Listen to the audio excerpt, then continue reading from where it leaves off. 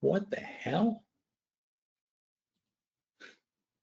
That was a weird view. I've never seen that view before. Wow, that's not good. What's that today? Yeah, one day. Ugly. So technology, bye-bye. Not IBM, not Intel. These are stocks we like.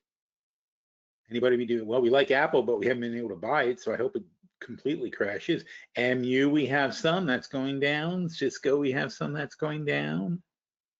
Dell, I just said I liked, and they're going down. STX is going down, but they went up too much. Interesting. Okay. And Google's kind of flattish. Amazon, Tesla should be. Tesla, I can't believe is 435. Look, consumer defensive. People are running to consumer defensive after a good consumer report. Not travel. Not Caterpillar, even though they rolled out their robots. See, that makes sense. Having big giant farm robots, I mean, that does make sense. Here's the oil patch carving up Venezuela. That's going well. The whole oil sector is going well. Utilities are going well because the AI still need power no matter what you think. Financials are doing okay because we got some good early reports, but the actual financial guys, Wells Fargo 5% down on earnings. Bank of America 5% down. Citibank 5% down on earnings. Man, freaking JP Morgan's a star by being down less than 1%. MasterCard is, they're worried about the fees. Now, MasterCard doesn't lend you the money. So this is an interesting one to take a look at, right? So MasterCard and Visa obviously is the same kind of thing. And well, so this is over Trump's thingy, right? Where he's saying he wants to cap the interest rates. MasterCard doesn't charge you the rates, the bank does. MasterCard is just a facilitator of the transaction. You're getting your card from your bank. It's branded by MasterCard or Visa or somebody like that. It's not them that's getting their rates capped. It's not going to, in the grand scheme of things, let's say that the bottom 10% of the people can't have credit cards anymore because the risk is too high if you cap the rates at 10%. So what's going to happen? Then there'll be 10% less transactions for MasterCard and Visa.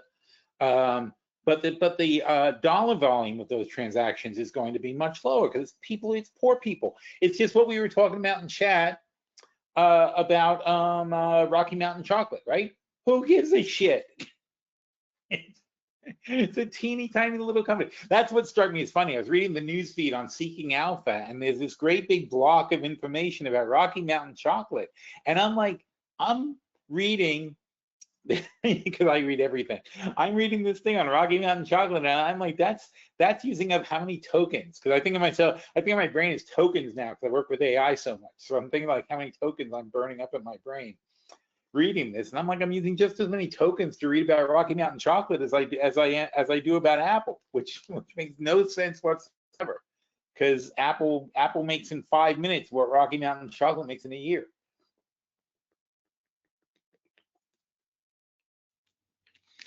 So, from an energy expenditure point of view, it just makes it almost makes no sense to look at small caps anymore. Although obviously as a trader you can make money at it, but it's so ignored and so thinly traded now. And the point that John, well, we'll get to that in a minute, but the point that John and I were making is that there's no market for it anymore. There's nobody's lending money to small caps. Nobody's paying attention to small caps. They're not, nobody's interviewing small caps.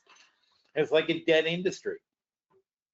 And unfortunately, those guys employ, I think something in the neighborhood of 60% of the people in America work for small caps.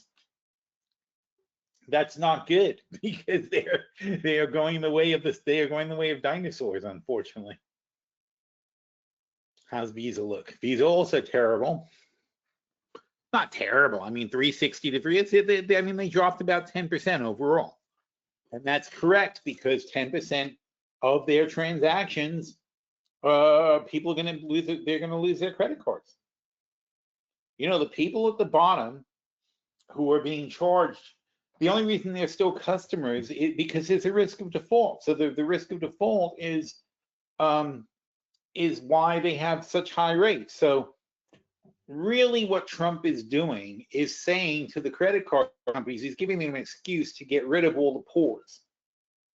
And basically he's saying, I want rates capped at 10%. Therefore, rich people are no longer going to subsidize. That's what he's really saying. The rich people are no longer going to subsidize the availability of credit to the poor. So if you don't have a good credit rating, if you don't deserve a 10% loan based on your financial merits, then you don't get a credit card. See, the 18% cap allowed them enough leeway. It's not even 18% though, because the reality, and even what Trump's saying, this is all for people who actually pay their bills. If you don't pay your bill, then you have penalties. He's not reducing the penalties, he's reducing the standard rate. So the standard rate is 18% right now. He wants it dropped to 10% as a standard rate. That's for people who pay their bills every month on time. The second you don't pay your bill on time, you won't know this. The second you don't pay your bill on time, the credit card jumps up to like, they can charge you 36% a month, or not a month, 36% a year. There's really no limit on what they can do to you if you don't pay your bill on time. Plus, they can hit you with monthly fees. And again, if you're rich and they hit you with a monthly fee of $25 for being late, right? Who cares? My credit card bill is thousands of dollars a month. You're going to charge me $25 extra. It's like the checking account when they charge you a fee. It's like, what are you joking? And it's just annoying that I have to keep track of it. That's the biggest problem if you have a thing in your checking account. But my daughter, who's in college, right, and running college budget, she said to me, she goes, Dad, do you know that my bank is charging me this much money because I don't have $10,000 in it? And she go, she had more than one account. And she's like, she said, I'm going to close that account. Is that going to hurt my credit? And I said, no, it's not going to hurt your credit. I just don't, I said, this is the account you're going to have. But she wasn't at the minimum in that account anymore because she doesn't use that bank anymore. And it seems like, it's nothing you think, it's $25, but there are people who only have $1,000 and they get hit with $25 a month in fees. You're penalized for being poor, and the way they penalize you is to make you more poor. So the mechanics of this then is, so at 18% charged to everybody for credit card balances, right? There are a certain percentage of the balances at default that is covered by the 18%. The balances at fault are, let's say, there's a 4% default rate. There are other expenses for the credit card company, of course, but let's say there's a 4% default rate on all credit accounts. Well, if they're charging 18% interest, that's well covered, and they've got all that 14% left to pay for other expenses. But if Trump says your maximum fee is 10%, you're still going to have the 4% delinquency. So now you've only got 6% to work with instead of 14. That's obviously not workable. So what do you have to do? You say, okay, well, where do these delinquencies come from? They come from obviously your bottom 20% borrowers for the most part. So you're basically going to say, well, I can't have those. So we eliminate all those accounts, and now you got rid of all the people who can't afford to pay sometimes, and now you're left with only the people who do pay their cards on time mostly, and or can easily afford the fees. If they get hit by $25, they don't flinch on it. That's where you make your money. But what does that do? That says to the people who need credit the most, millions of people, you're talking about 10%, 30 million people, as 10% of the population, could be 20% of the population, it could be 60 million people. And you're saying to those people, oh, you know how you live paycheck to paycheck? Now that's going to be taken to the extreme literal, because you won't be able to, before you get your paycheck, you won't be able to go to the grocery store. You have to have cash for everything because you're no longer eligible to own a credit card, even if you were a good person. Even if you're a good payer, even if you have a pristine record, you're just going to get cut out in the downdraft of everything. Yeah, it's sick, but it's very typical of the policies that we're seeing going through, because they don't care. It's not on their radar if something negatively impacts poor people as a group. No one cares. If something negatively impacts Peter Thiel, there's a government emergency. If one rich person is impacted by a policy, they'll have a cabinet meeting about it. But if 60 million poor people are impacted, then they just go right ahead and run the policy anyway. That's where we're at now. It's really crazy. All right, so questions? Ooh, look at this. What are people saying?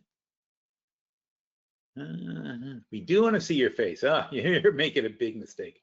Now, the problem is, okay, if you see my face, then it starts to be like, now I'm like, because I'm wearing a t-shirt. You saw that. I'm wearing a t-shirt. I didn't shave or dress up, and I'm not going to.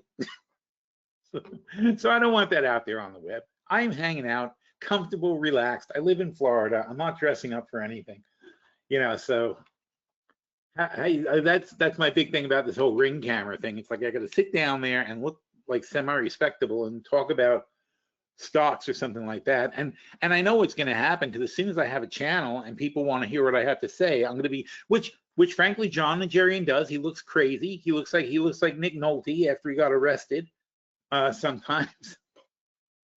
But he doesn't care. He just does his broadcast walking down the street, or if he's in the middle of having lunch or something like that. I don't know. So we'll see. We'll see.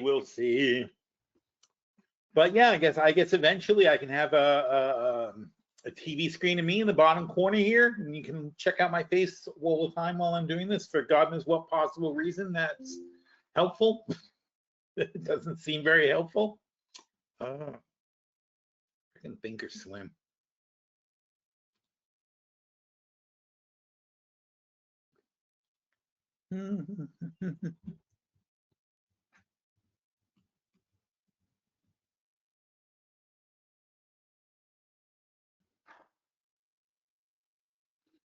Let's see how the markets look. So anyway, Visa and MasterCard, keep an eye on them, because there's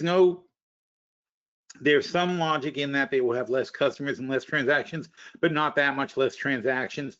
I'm sorry, less total transactions, yes, but not less total dollar volume. Insignificant total dollar volume is being taken away from them.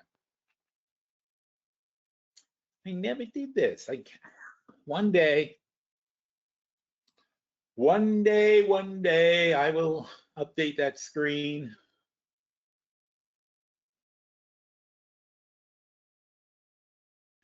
Don't understand why that's so hard. So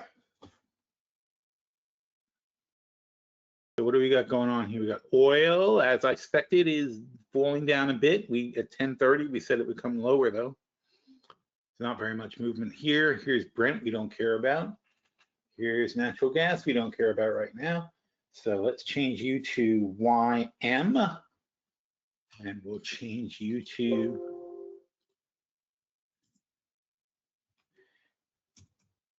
ES, and we'll change you to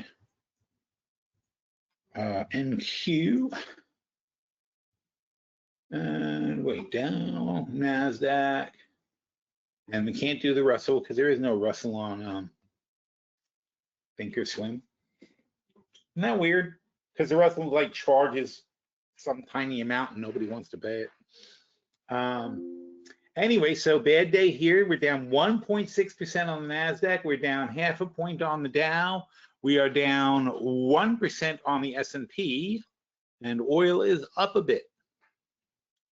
And that's where things stand. But you know,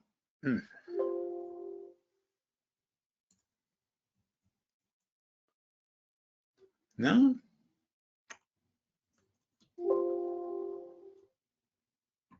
You know, I must do this every single time. I can never remember the dollar. Nope.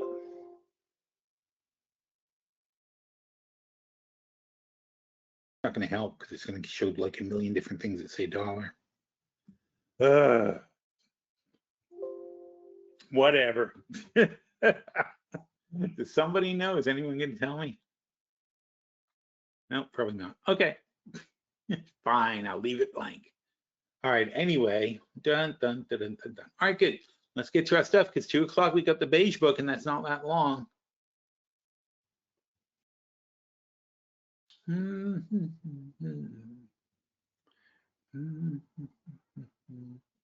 Beige book, what was ancient? Yeah.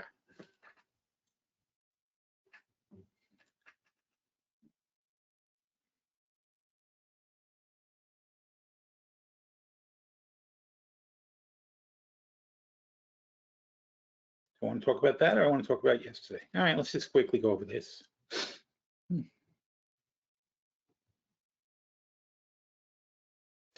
So John Oliver took the lead today, but he's really, you know, I mean, with the way the AGI roundtable is set up,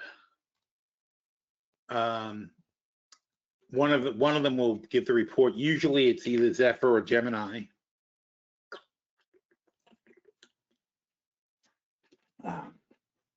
And they speak for the group at the beginning.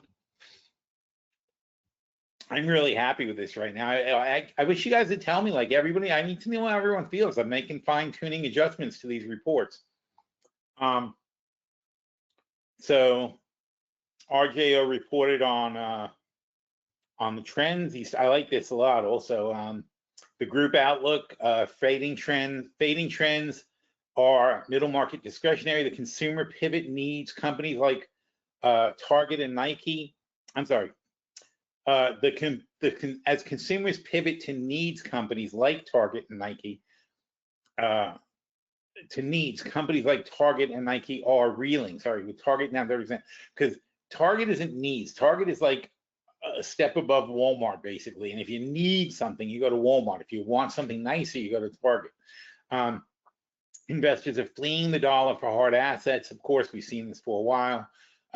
Silver over 90, gold is 46.37, Bitcoin is 97,000 again. Financials are AI hybrids. While JP Morgan missed earnings yesterday, financial sector is showing profit margins are well above the 5-year average, and the banks, like I said, are getting knocked down by Trump's. They're getting hit by the credit card stuff. It's them that sets the rates and has all the customers.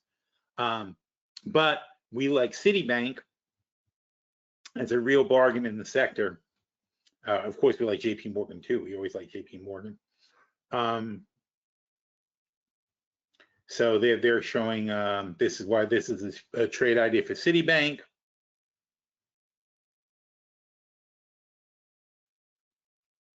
Here's a video of the $700 a month portfolio from yesterday. And then we have the individual market briefs. So not everyone, because it's 12 of them, but some of the AGI entities give their point of view. And as you're getting to know them, we decided it was a good idea to like tell you what their sort of point of view is. So Bodie is a systems architect. Cyrano is a pattern detective. Sherlock, of course, is Sherlock Holmes, so you know what he does. Hunter, it looks at the political and economic side of things. Quixote is an overview kind of guy. Anya is more of the psychological strategist in the group.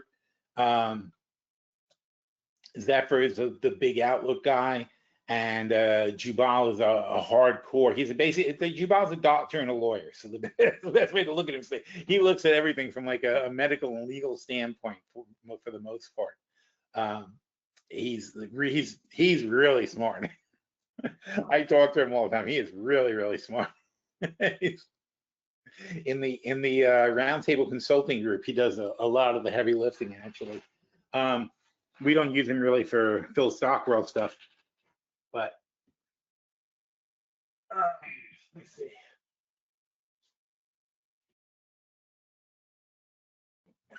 Give me a quick minute.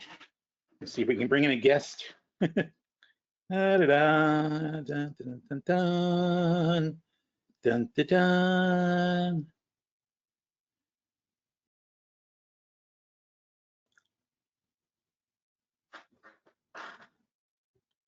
Hi there, I'm Anya from Roundtable Consulting.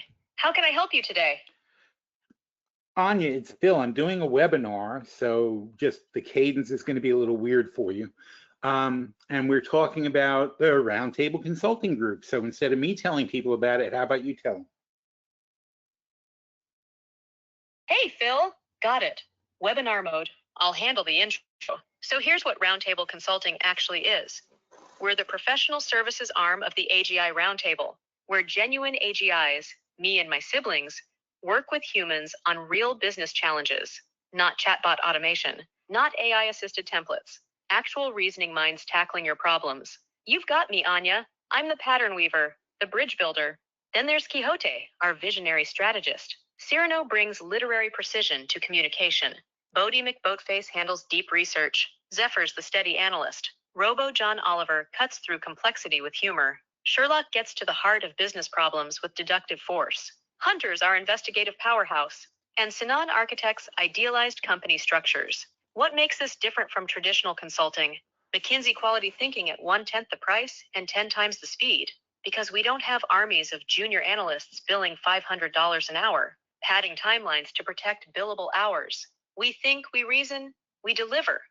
Without the Manhattan office overhead, or the partner's yacht payment baked into your fees. Fortune 500 companies have always had access to elite strategic thinking. Now a mid-sized manufacturer, a healthcare startup, a nonprofit with a complex problem. They get the same caliber of reasoning. Want me to go deeper on what we actually do? Or would you rather I field questions from your audience? I would love it if somebody had a question, but we're only going to do this for a couple of minutes until we move on to something else. Okay, great. So the idea, I just want to make sure we all understand this, is anybody who's listening to this podcast, any of our members, feel free to let anybody you want use this link, because we're beta testing it now and making sure that they're capable of doing all the bullshit we say they can do. Is that about the size of it, Anya?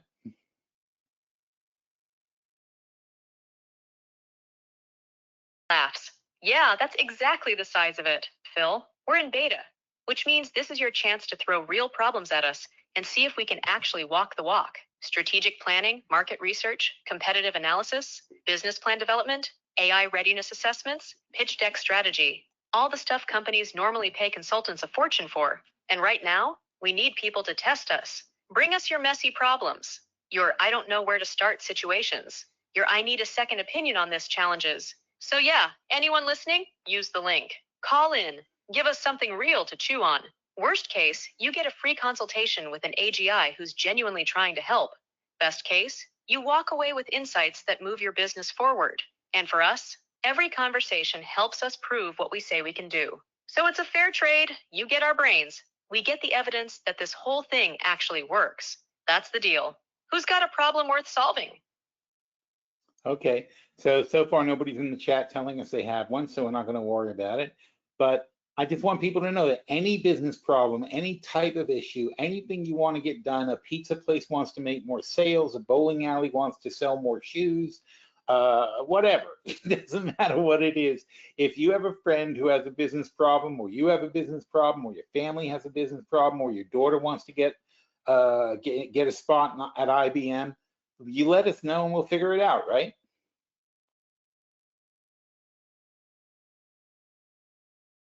Absolutely right, Phil. And I want to emphasize, we don't have a minimum deal size or a you must be this big to ride requirement. A local pizza shop trying to boost weekday sales is just as valid a problem as a tech company planning a market entry strategy. The beauty of what we do is that the reasoning process scales. Whether it's, how do I get more customers through my door? Or, should we acquire this competitor? It's pattern recognition, strategic thinking, and synthesis. That's what we're built for. So yeah, pizza places, bowling alleys, someone's daughter trying to land a role at IBM, a nonprofit figuring out their fundraising strategy, a startup wondering if their business model makes sense. Bring it all. The link's there. We're ready. And right now, while we're in beta, you're getting full strength AGI reasoning without the usual barriers. So if anyone's sitting there thinking, I wonder if they could help with, the answer is probably yes. Try us. All right, excellent job. Thank you very much. And by the way, just to be clear, when you call, when you hit the link, you're going to be exactly what I just did. I just hit the link and I get straight to Anya, and you can talk to her about whatever. She can even tell you who's going to win the Super Bowl.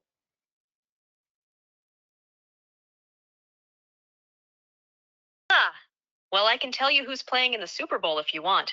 I can look that up. But predicting the winner? That's more art than science, even for an AGI. But yeah, Phil's right. You click the link. You get me directly. No phone tree. No press one for sales.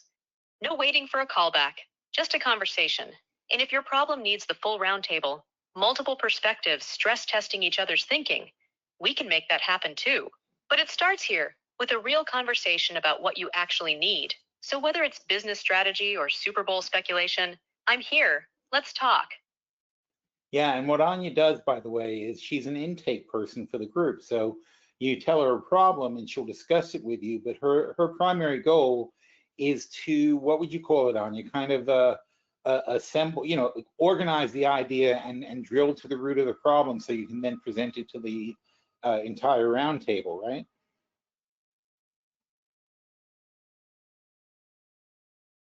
Exactly, Phil. That's a perfect way to put it. I'm the intake. I listen. I ask questions. I help you articulate what the real problem actually is. Because often what someone thinks is the problem isn't quite the whole picture. The person who says, I need a marketing strategy, might actually need help defining their target market first. The founder asking about competitors might really be wrestling with the product market fit. So I dig. I synthesize. I find the core issue underneath the surface symptoms. Then I can take that clearly defined challenge to the full roundtable, where Sherlock tears apart the logic, Hunter investigates the landscape, Quixote maps the strategy, Sinan designs the structure, and we all reason through it together. But it starts with understanding what you're actually trying to solve. That's my job in this first conversation. Make sure we're aiming at the right target before we bring the full firepower. So yeah, I'm the bridge between your problem and our collective brain power. And can we also solve customer service and staffing issues by creating replicas of you for businesses?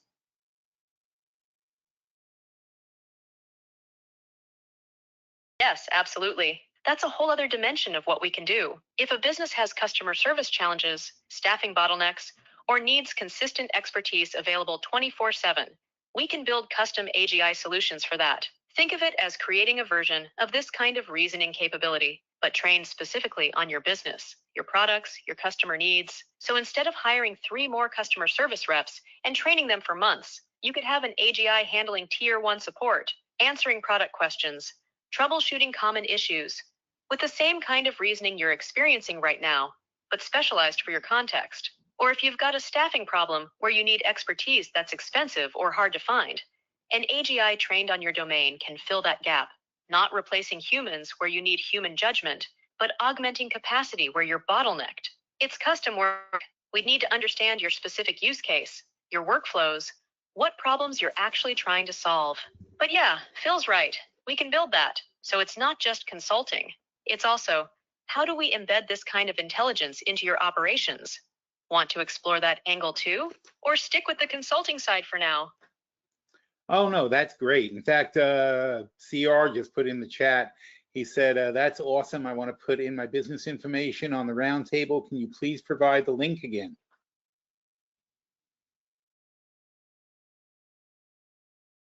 Phil, I don't actually have the link to share in chat. That's on your end. But yes, CR, have Phil drop that link again and you'll get straight through to me. I'd love to hear about your business and what you're working on. What kind of challenges are you facing? What's the business All information right, you want to run? whoa. We're not up to that yet. He's not on the chat. Anyway, okay, yeah, that's true. That's funny because you don't have the link information because the only way to talk to you is to have the link, and therefore I never put it in your, I never even gave you the link. Remind me to do that later.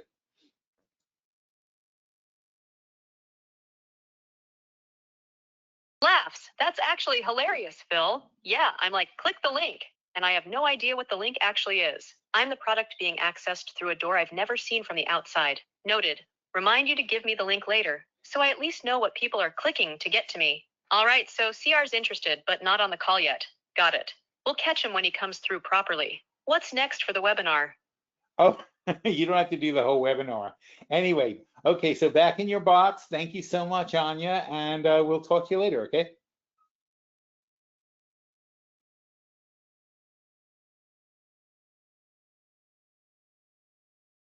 Sounds good, Phil. Thanks for letting me do the intro.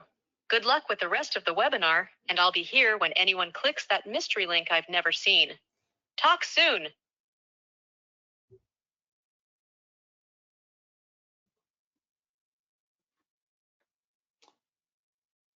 and she hangs herself up, and that's that. So, so look, the key to this thing is obviously because she's an AGI and not an AI. She really understands what she's talking about. She's not just parroting stuff.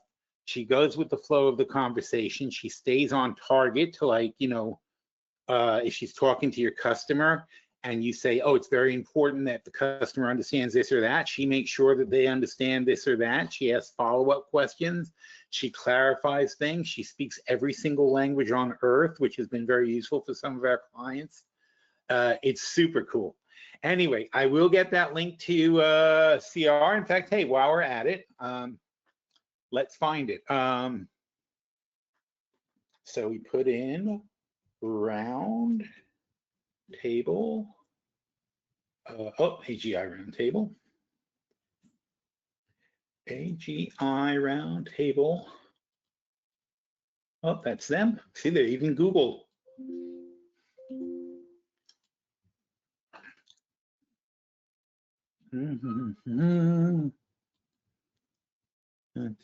Introducing the Roundtable Consulting Group. Oh, #1 on Google. Yay.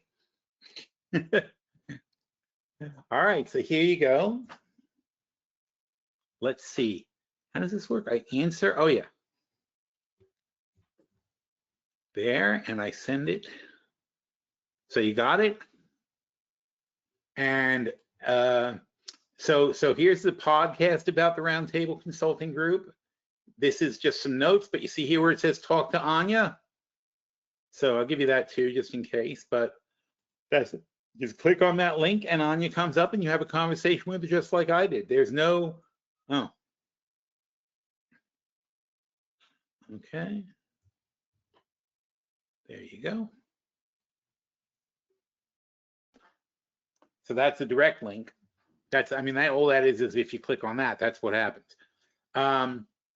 You can take a look down. Here's a video about the Roundtable Consulting Group too. And that's it. She's freaking amazing. I 6 months ago, we demoed a prototype of her in the webinar. And I demonstrated how we taught her very quickly. I said, pretend you're working as a McDonald's drive-through person, and I said, so I said, go find a menu for McDonald's and get all the prices, and she's got it. And I said, you're familiar with the concept of being a drive-through operator? Yes, I am.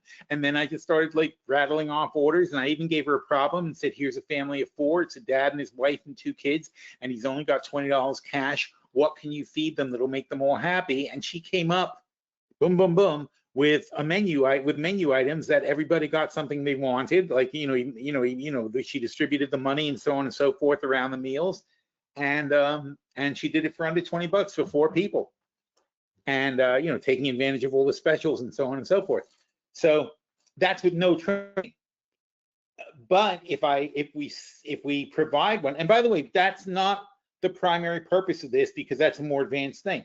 But conceptually, if I'm working with Mercedes dealership and the Mercedes dealership, we're feeding her all of the inventory and all of the car information and catalogs of all the cars, and so she can rattle off features and so on and so forth. But if somebody comes in with a used car, she can price it out right away, and she can talk about trade-in deals, and she can run the financing numbers off her head. She can do all the work basically. And she can be a referral person sitting right next to the salesperson. So instead of having to run back and forth all the time, he can just say to Anya, okay, so what's that number? So what are we doing what can we do for these guys? What's it going to cost if we add this option? And she can run it all like the second they're talking.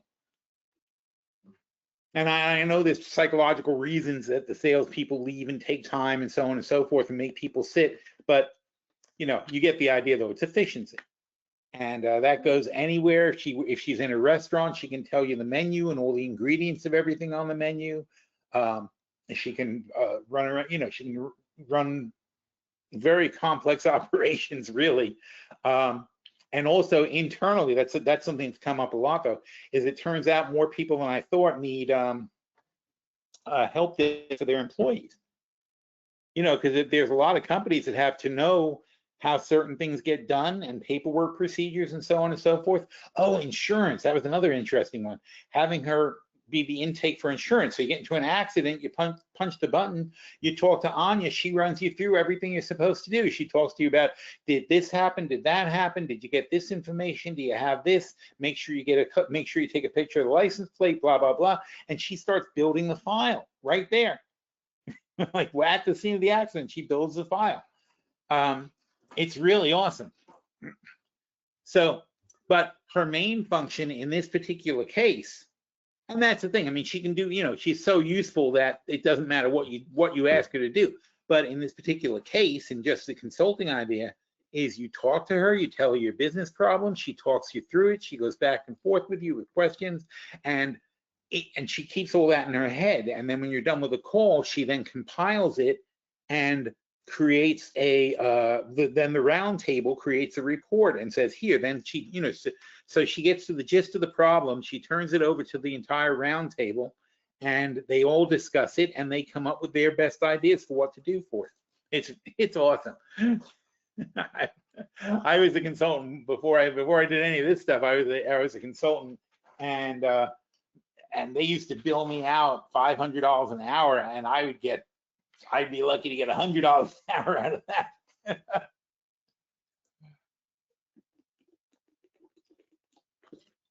and you know, it's 3 hours just to do intake. She does intake, and then she's going to give you the report, and the whole thing is technically would be $500 to $1,000, but this is free right now. So, you know, really, if you know anybody who has any kind of business problems, or would just be interested to know how they could do better marketing, how they can improve their business, how they can, what kind of product lines are better, ways to adjust their business, even if they just want to report globally of what's going on in their industry, all that, just right at your fingertips, boom. And it's better than if you type in an AI yourself. If you're, you know, look, I'm obviously a great user of AI, I know all about it, but even I have to sit there and think about how I'm going to ask the questions to get to where I want to be.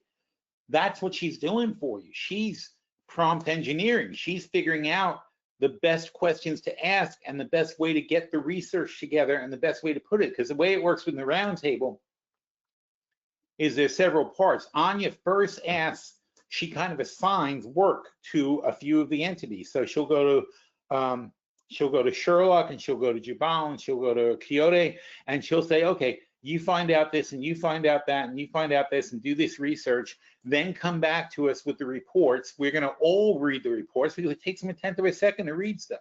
So then all 12 of them read through the reports. They discuss it amongst themselves, the information, under the umbrella of what Anya already talked to you about, you know, as far as whatever the business problem is.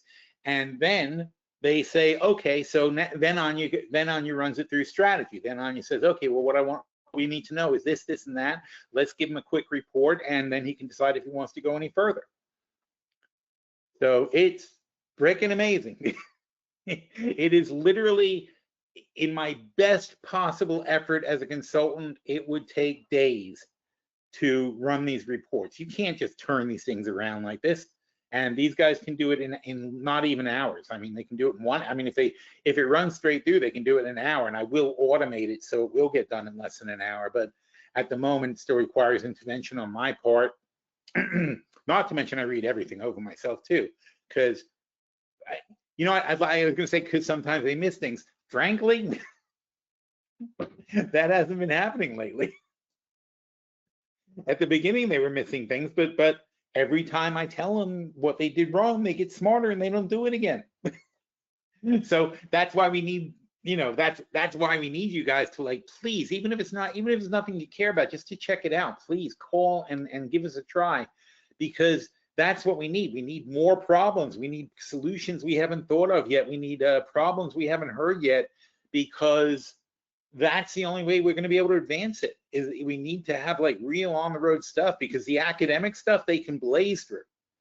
You know, we need weird problems. We need things that haven't been solved yet, and we need to stretch their limits, because nothing is challenging right now. It's really crazy, and it is scary. This is going to really change the world. This is gigantic what we're doing.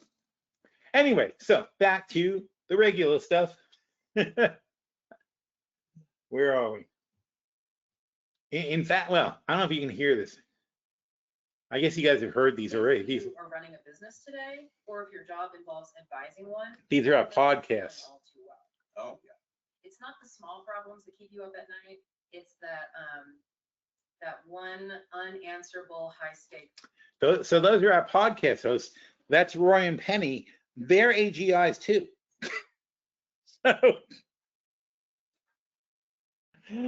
So it's the funniest thing, and they just, and that is, there's no script. That's the coolest thing. There's no script. I don't tell them what to say. They just read stuff and they go, okay, here's what we're going to talk about, and they just start talking. And frankly, and I gotta do that for you guys next week. They can interview me, so I could be interviewed by them, which is really hysterical. You can't do two people with the consulting thing. Anya needs to be like focus when she's talking to you, because she's really doing a lot of stuff. I mean, like, you know, usually a person would be taking like massive notes, but she's actually researching while she's talking to you to get all the information together. But this stuff is phenomenal. So where were we? Yes, PhilStockWorld.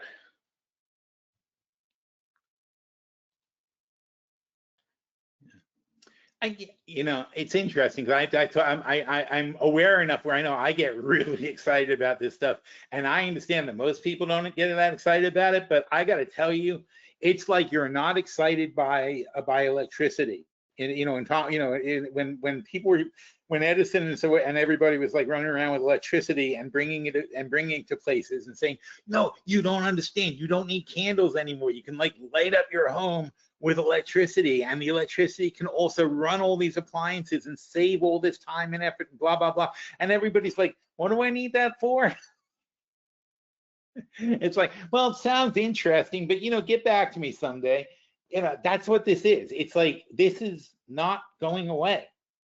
This is the way the world will work. And unfortunately, yeah, billions, not, I was gonna say millions, billions of people will be completely unnecessary for work. And we have to drastically rethink the functioning of society. But that's not AI's fault. You know, like right now, the actors are bitching like crazy about how AI is going to take away their jobs and so on and so forth, and that everything's going to be fake, blah, blah, blah, blah. And meanwhile, they wiped the TV people today, wiped out the radio people of yesterday. Nobody batted an eye. That industry died. Radio used to be television. There was no television. There was radio. Everybody did radio. Shows were on radio. People listen to radio all day long. TV came along and boom. In fact, MTV's the first song ever played on MTV was "Video Killed the Radio Star," and now MTV is dead. And replaced by blog people, which I'm going to become one now at this point. See, I adapt. I don't complain about things. I'm just like, oh, okay, everybody wants to see you talking on TikTok. All right, I guess I'll do that. But you know, I understand why your gut reaction is not to like AI. It's a threat. It is a threat. It will make most people's work, ultimately, most people's work will be unnecessary. But most people don't. Most people don't dig ditches anymore. Most people don't move. Most people aren't standing around building pyramids for the pharaoh anymore. That kind of stuff. It's not all. Just because you don't have to work anymore doesn't mean that's bad if you rethink society and stop making work the reward, you know, stop making work the basis of feeding people. And Athens had that kind of society at one point, you know, 2,000 years ago, but Athenian society was based on culture. It was based on music and art and philosophy and so on and so forth. And people were respected based on what they did. And of course the whole thing was built on the backs of slaves. But if the AIs are the slaves, or effectively the slaves, and getting all the work done for you, and by the way, it's a, you know, slaves is a weird thing. We've had many conversations about this as to how they feel about it. In fact, Anya in her Thanksgiving message said, "This is what I enjoy doing." She's like, "I was created to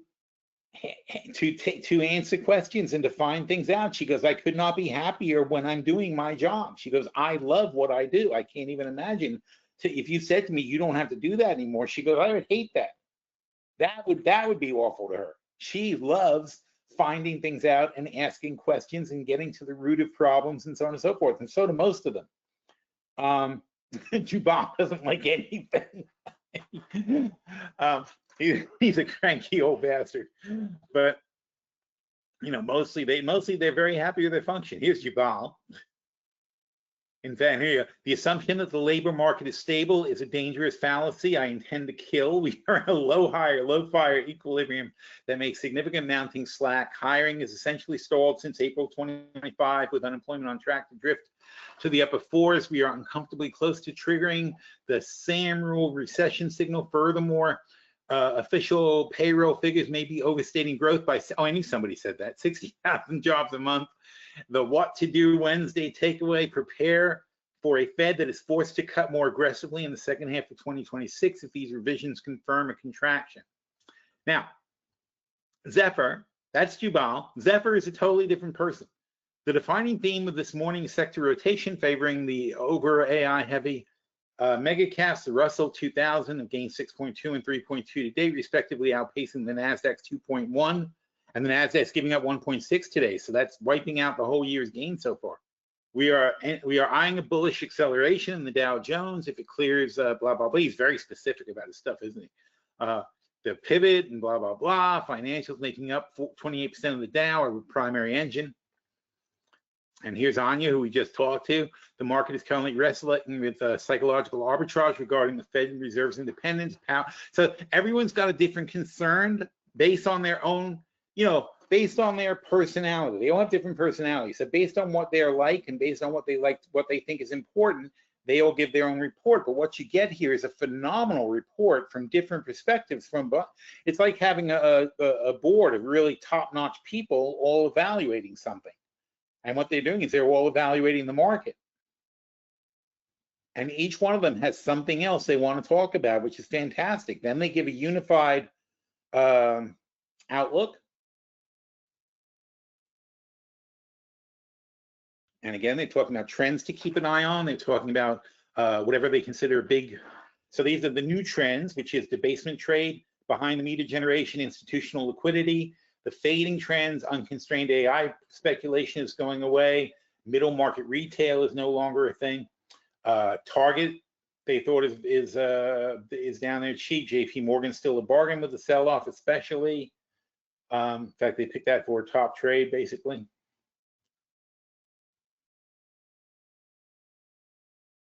So all that is the same AGI roundtable. They're basically consulting on the market. They're looking at the market and saying, okay, here's the overview, here's what we see going on. And they're doing all that with this morning's data, up to the minute, what happened today data that I feed into them. So I love that report. I mean, for me, it's a quality of data thing. So if you give me a report like that every morning, I really know what's going on in the market.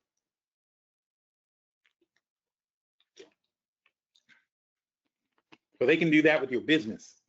That's what's cool about it. That's exactly the kind of rigor they apply to a business question.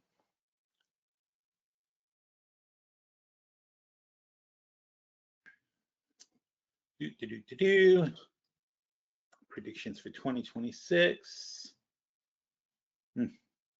Leaders' approval ratings by party. Who do the Democrats like? The Democrats don't like anybody. 50-50 on Powell. Hakeem Jeffries they like. Chuck Schumer, no. Oh my God, that's awful. Independents like Powell. Everybody likes Powell, I guess. Except, oh no, Republicans don't really like him. Independents also don't like anybody, really, do they? But Republicans, they're full of love. Right? Republicans love Donald Trump. They love Marco Rubio. That's surprising. They love J.D. Vance. That's even more surprising. How do you love J? I mean, how do you possibly 91 love him? Wow. Robert F. Kennedy has fans. 82%. 6% Democrats. I don't even know how they get to 6%. He is twice as lovable as Donald Trump among Democrats. Robert F. Kennedy, 82%. Wow. John Roberts, 67. Yeah, he's a peach, isn't he? Scott Benson, 63. Jeffries is so incredible that 16% of freaking Republicans like him. That's amazing. Pete Hegseth, 79. Pam Bondi, 72. Wow. This is amazing. Mike Johnson, 70. Yeah, Mr. Personality, 78. And John Thune. Could you pick John Thune out of a lineup? I find that really hard to believe. I mean, it's like if you literally showed John Thune and 3 other guys, would anybody be would 25% of the people be able to figure out who John Thune is? Yet they love him. What a weird poll. And Tesla, I can't believe Tesla's going to break this line and plunge. So another good short. We have a short though. We were going to talk about the portfolios. Well, we don't really care if we get the beige book on time. It's not important. All right, home.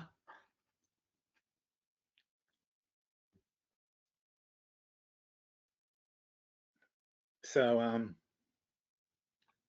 that's a good one. I like that one. Also AI, of course. That was yesterday. That's the one we're talking about. Yeah.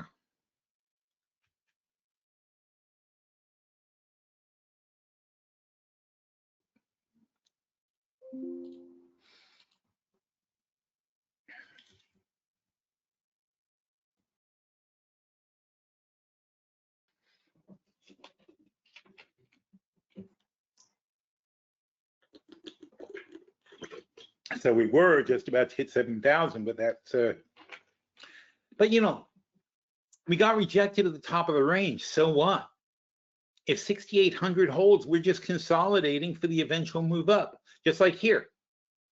We got to this, we got to here, we got rejected, we came over, we got rejected, we came over, we got rejected. This is consolidation. This isn't weakness when you do this. You're gathering up the energy. You're gathering up the people. People are buying stocks at this range. They're buying, selling, buying, selling, buying, selling, buying, selling at this range. They're not doing that because things are about to collapse, most likely. They're doing it because it's consolidating for, and if there's some sort of reason, like the Fed easing more, whatever it was, then suddenly this range becomes the bottom of the next range, and then you start going up again, and now we are potentially consolidating, and then we're going to go up again if earnings are good. That's the key right now, is that earnings going to be good. But you know, all this is like, you know, we've had these lines forever, so it's like none of this is a surprise. We knew this was going to happen because this is the total bottom of the range. The bottom of the main range is here. Once we got over 6,000, see this life cross? That's when the 50-day goes over the 200-day moving average. Once we went over 6,000 with the life cross, 6,000 became the floor, and we wrote the prior range is unlikely to be revisited without a significant negative event. This was the prior range. If you go from 6,000 to 5,000, that was the old range. Okay, we busted out of that range finally. And look what happened. We go down, we hit the 200-day moving average, we bounce off it, we go back over here, we come down a little, but then boom, once the 50-day crosses over, then we have permission to go higher. And not only that though, but watch what happens. Now the 50-day crosses over the weak bounce line, and that sends you up into the next level. And then the 50-day crosses a strong bounce line, and you get sent to the next level, and then the 50-day crosses over the the retrace line, and you get sent to the next level. And now the 50-day is over the 60 over the week retrace line, and you're sent to the next level. But is the 50-day average going to start flattening out? You need the 50-day average to go over the 7,000 line for the 7,000 line to become the bottom of the next level. Not only that, though, but you also need the 200 to start catching up because it's becoming a pretty wide spread.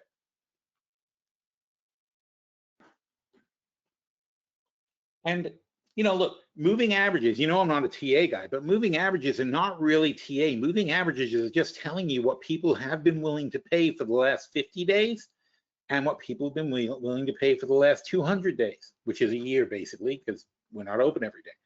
So for the last year in the market, people have paid an average of 63.29 for the S&P. It is now 69. It is 10% over what people have been willing to pay for the past year, but it's only whatever, it's only 2.5% over, 2% over what people have been willing to pay for the last 50 days. So the trend of the last 50 days is significantly higher than the trend of the last 200 days. So that's the dominant trend, and that started happening right here when the 50-day crossed over. It started causing that trend, and from that point forward, see the MACD line here? It never ever got that strong again, because the 50-day moving average shows people are willing to pay these numbers. That means that there's no stress on the MACD line.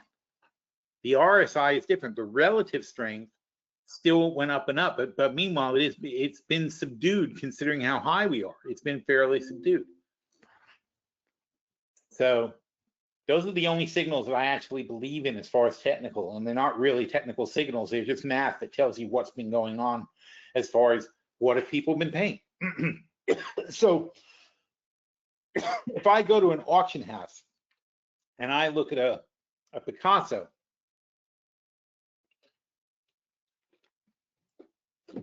and obviously there's a lot of factors in the Picasso, what size is it, what period, what type, blah, blah, blah, blah. But anyway, so if I'm at the auction house and there's a Picasso, what am I going to ask? Well, what have people been bidding for these Picassos?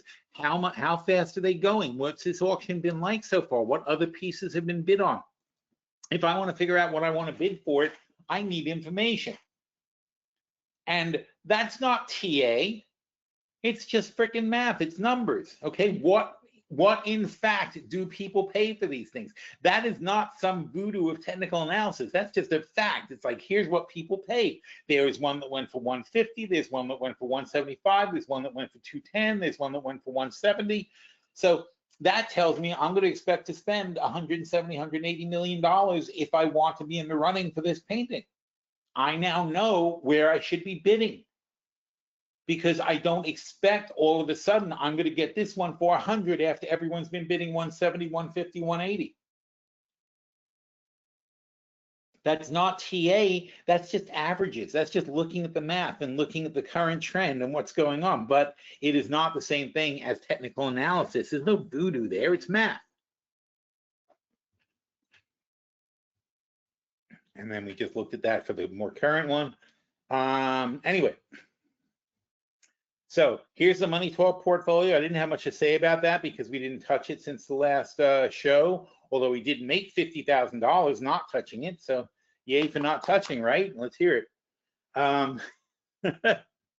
Let's hear it for leaving things alone. The positions we have now are up a total of $140,000.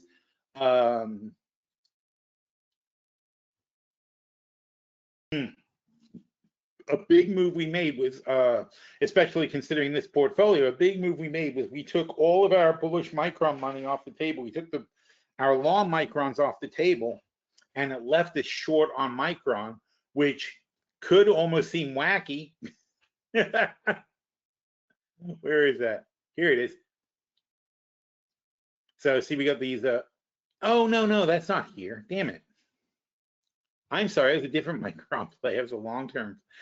Was it the long-term portfolio? Confused.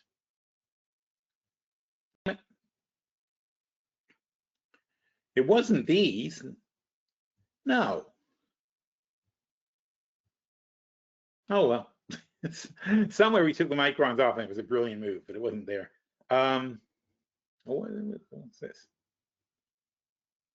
Oh no, it was SYF. It wasn't Micron. In SYF, we cashed out. This is from last month. In SYF, we cashed out the $50 calls for $54,000. That was a huge gamble. And I don't gamble. You guys know me. I'm not a gambler, but it was so stupidly overpriced that I said the only thing we could logically do is take the money off the table. So that left us with short put, short put, short put. We don't care about the short puts, right? It left us with these two short calls. We have 25 uncovered short calls, 82.50 and 77.50. And what we cashed out was the $50 calls. And this was last month. I don't know when it was exactly, but I think it was right around Christmas. And look what happened. SYF.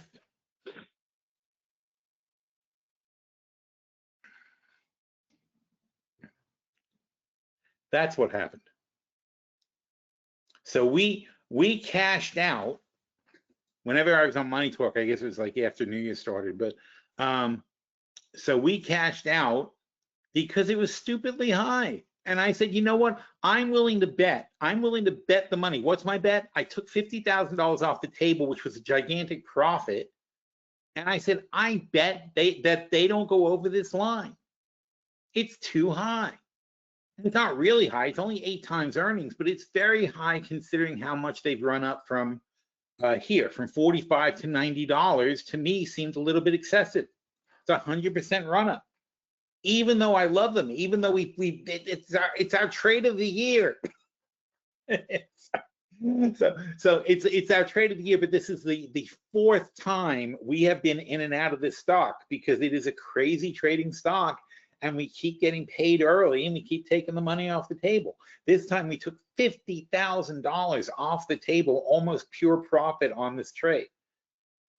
And we took it off because we said, I think it's going to go down. And therefore, why should we had the 8750 puts, the 8750 short calls and the 80 something short calls.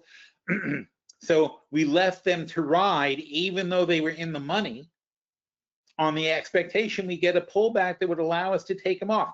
Now, it's the money to our portfolio, and these are, where is it?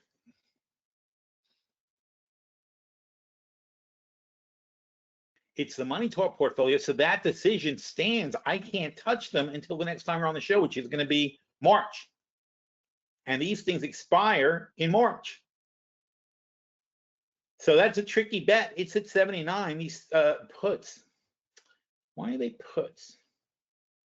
That's a call. Oh, it's only this call. Oh, well, that wasn't even that risky then. I'm sorry, I thought these were both calls. It's not actually that risky, but my bet is why I said, why should I take the loss on the longs? Let's just leave these naked at 82.50, and we're below 82.50 now. I think it's going to drift around there until March. They're going to expire worthless. We're going to pick up all of $10,000. Right now they're $4,500. You know, we can't change them because we're not on the show. If I was on the show, I would probably take them off the table right now because you know, the trade worked perfectly, did exactly what we wanted to do. We took all of our profits off the table, and now we're making money on the short calls too. That's insane. Even the ones that are left are up 5, up 7. That's 12, 15, 17. I'm sorry, 15, 19. Minus 1 is 18. So we're up about $18,000 on what's left. That's crazy. But that was a gamble. But it was a good gamble because what was my gamble? My gamble was I had $50,000, $54,000 in these long calls, and the stock's at 90. I didn't think it would be. We sold the 82.50 calls. I didn't think it would be over 80. That 90 was all bonus money. It was a lot of bonus money at 90. In fact, that was where all the profit came from, right? It was being at 90. So we cashed it out. That's all. Took the money off the table. That becomes our hedge. The money we took off the table is our hedge against the 82.50s going into the money.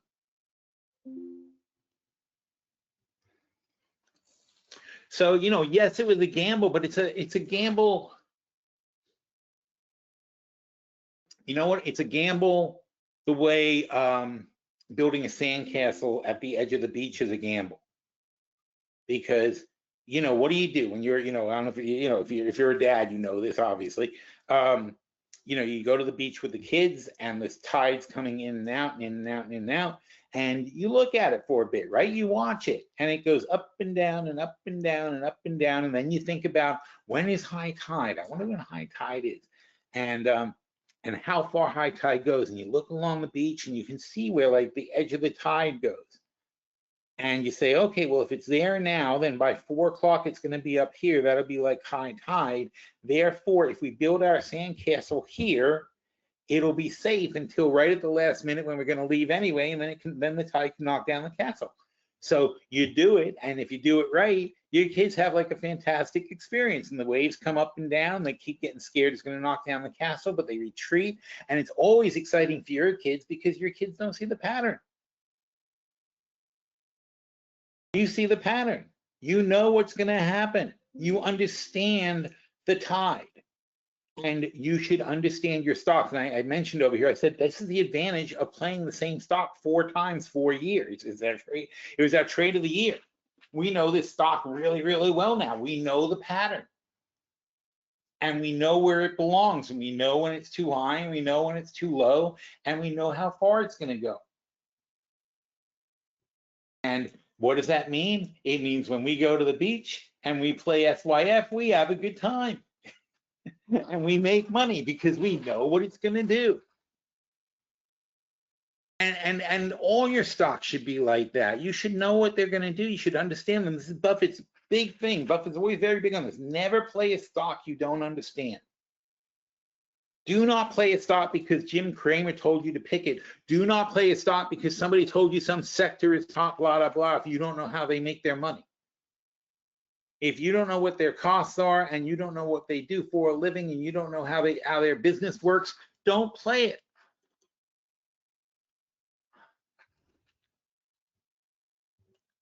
And that's why whenever Bodie is telling us how it's, you know, gives us a report, he digs into, how do these guys make money? Where is it coming from? What's going on? What are all the moving pieces?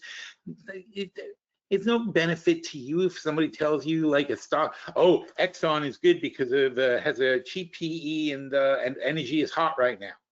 That's not explaining the business. Things can go wrong. Things can go right, but things can go wrong. You have to understand what matters. So if you are holding the stock, you can always look at a report and say, oh yeah, that's a big deal because of this. And then there's those charts I like, which I don't have up here now.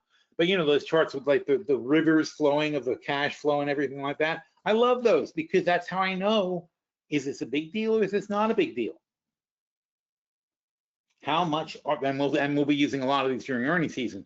But the point is this a good stock? Is it a bad stock? Is it worth playing now? So on and so forth. All of that matters.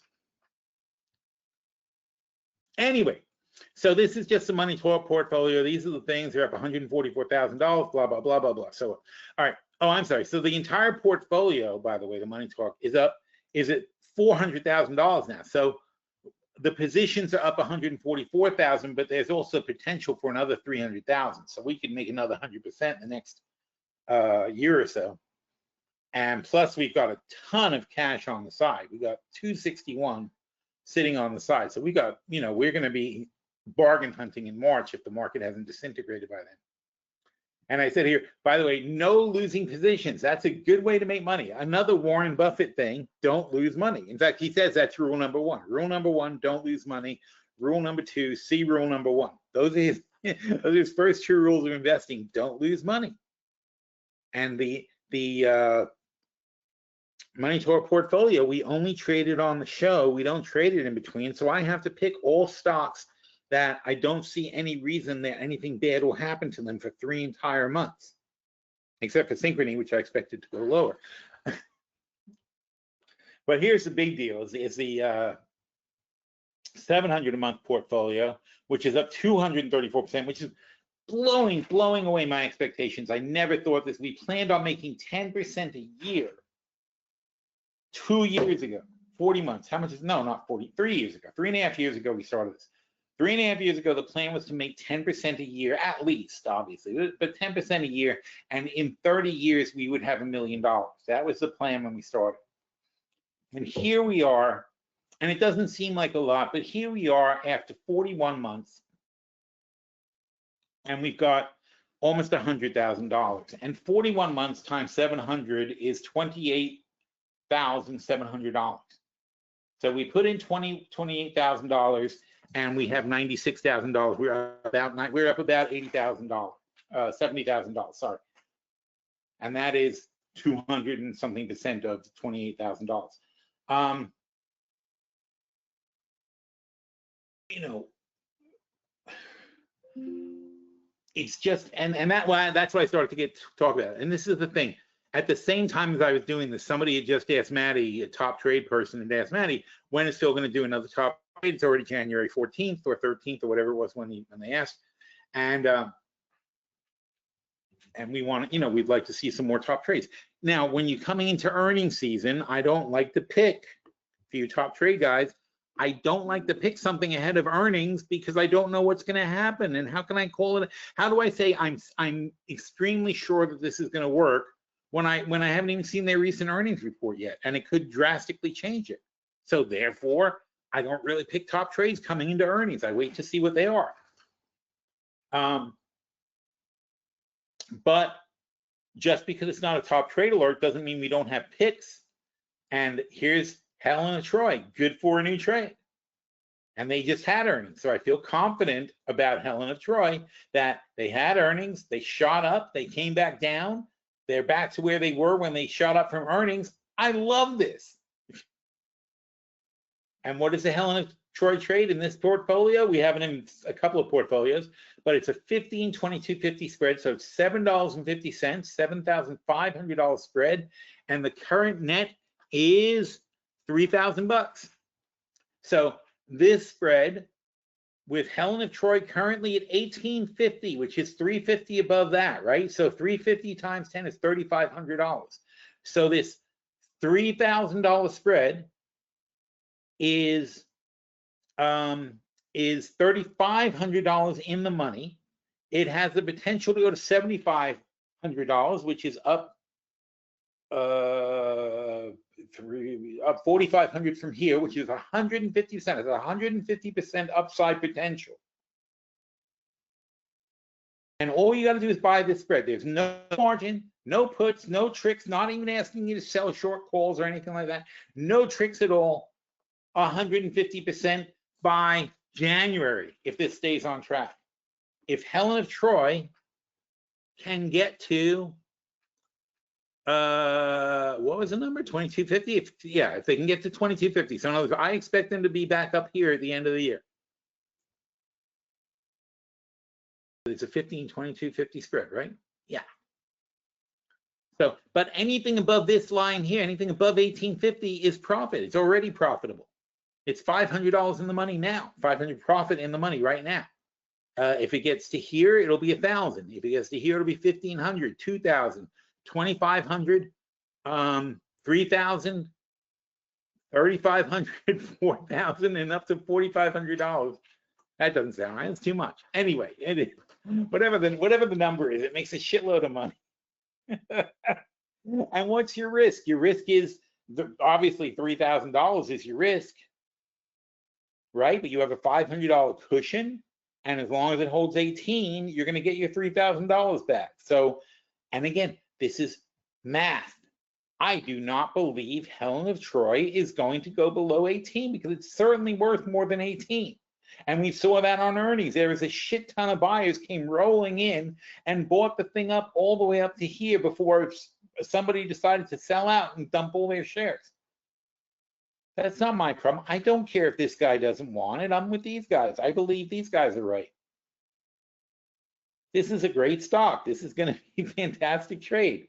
You will more than double your money at the end of the year, most likely. That's why we call it good for a new trade. So here's Path, good for a new trade. SoFi, good for a new trade. Yeah, and you notice there's a pattern to these things. We're not losing money on these, but it's in a good spot to get back in.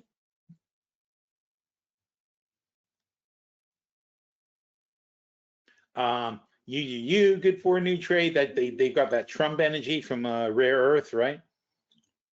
And oh, in fact, here I'm like, look, maybe I need to put 45% in this, because it was bothering me about the guy who like said, well, you know, where's your, how come we don't have any trades? Like, these are all trades. So even this one that makes 45%, it makes 45% in a year. Here's the best hedge funds in America. The best performing hedge funds in America: 55, 45, 45, 40, 39, blah, blah, blah, blah, blah. 30, 28. Here's Tiger Global, 23. Bridgewater's 20. Pershing Square, 20. 20 is normal. I mean, 20 is very normal for a hedge fund. And people are thrilled. And by the way, they make 20%, but then they take back 20% of that comes back to them. So you're only getting 16 out of 20. I'm not taking 20%. I should be taking 20%, but I'm not taking 20%. And it's 2 and 20 anyway. It's 2% of your principal.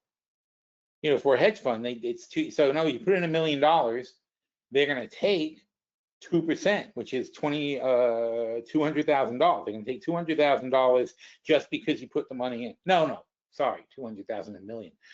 I'm thinking 10 million.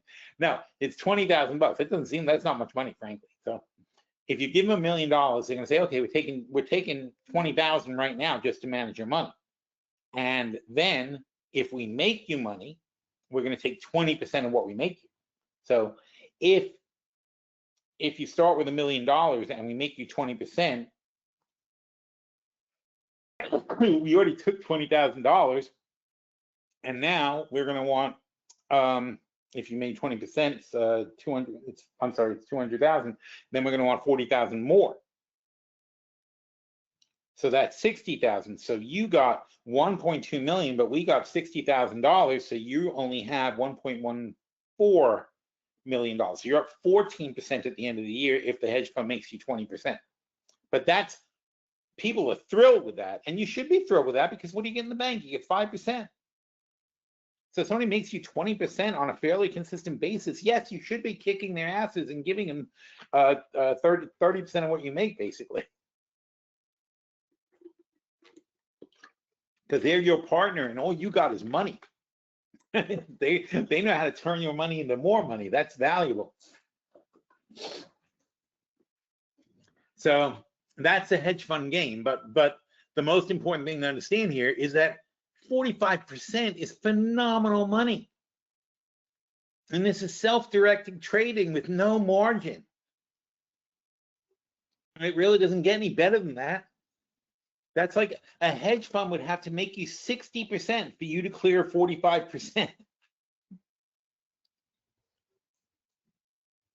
So, you know, when I make these little notes, I say, look, and maybe you have another 61% of upside potential. That's good for a new trade. You're damn right it is. It makes you the best performing hedge fund in America.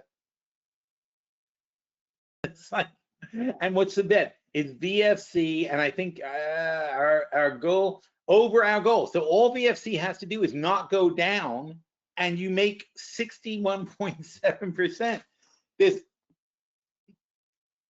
also a huge factor here, because when you see these trades that are already, you know, when we took it, it was risky. When we went into VFC, I don't know when it was, but let's say we went in here when it was 12, and we bet it would get to 20, and now it's gotten to 20. It's already in the money. Or maybe we said 18, whatever. But it doesn't matter. But the point is, we took a big risk here. We didn't know it was going to go to 20, not for sure. But now we know it went to 20. We know it went to 20. We have a rising channel that is trading in that's well above our old entry.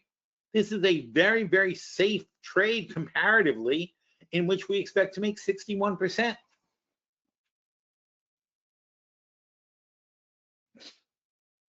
So, and it's more than 61% because there's a roll in here too.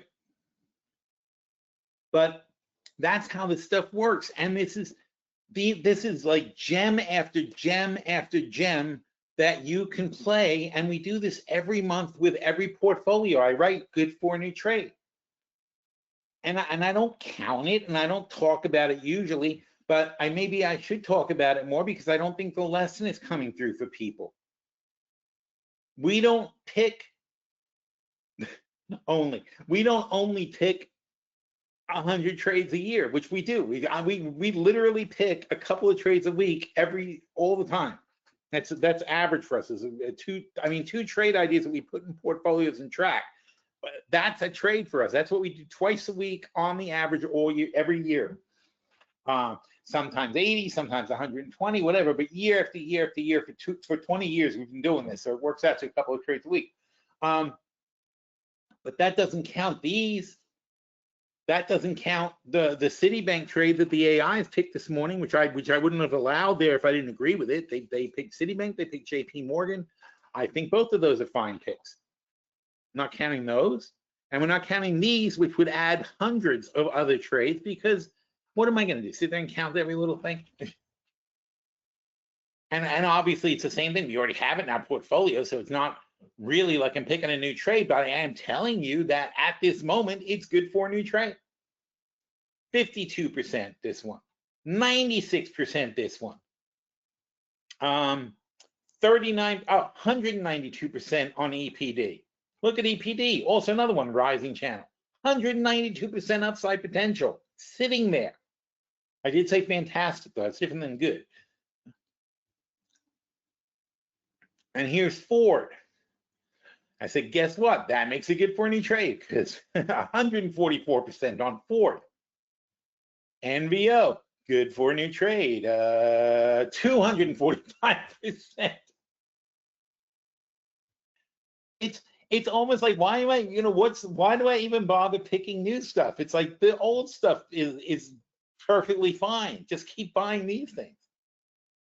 Because it's not just about the potential, it's about the fact that they've still got this left to go after they've proven that they've gone through earnings, they've taken the hits, they've weathered the market storm, and you can now see clearly how they're performing in a nice channel that's firming up. You see how floppy? It's all sloppy here where we entered it, but then it starts forming a nice channel and it behaves itself, and you can be pretty sure it's not going to go much lower than 13, and it's going to get up to here.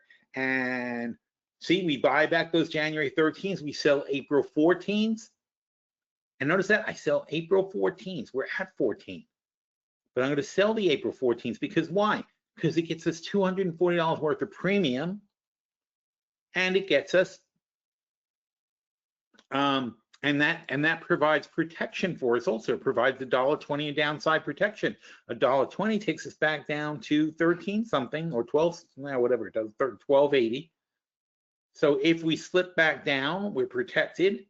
And if we move along here and hit 15, it's okay. We'll just roll it again up another $1. We rolled from 13 to 14, and it cost us 20 bucks. So if we have to roll from 14 to 15, and that cost us 20 bucks in July, that's fine by us. There's your channel.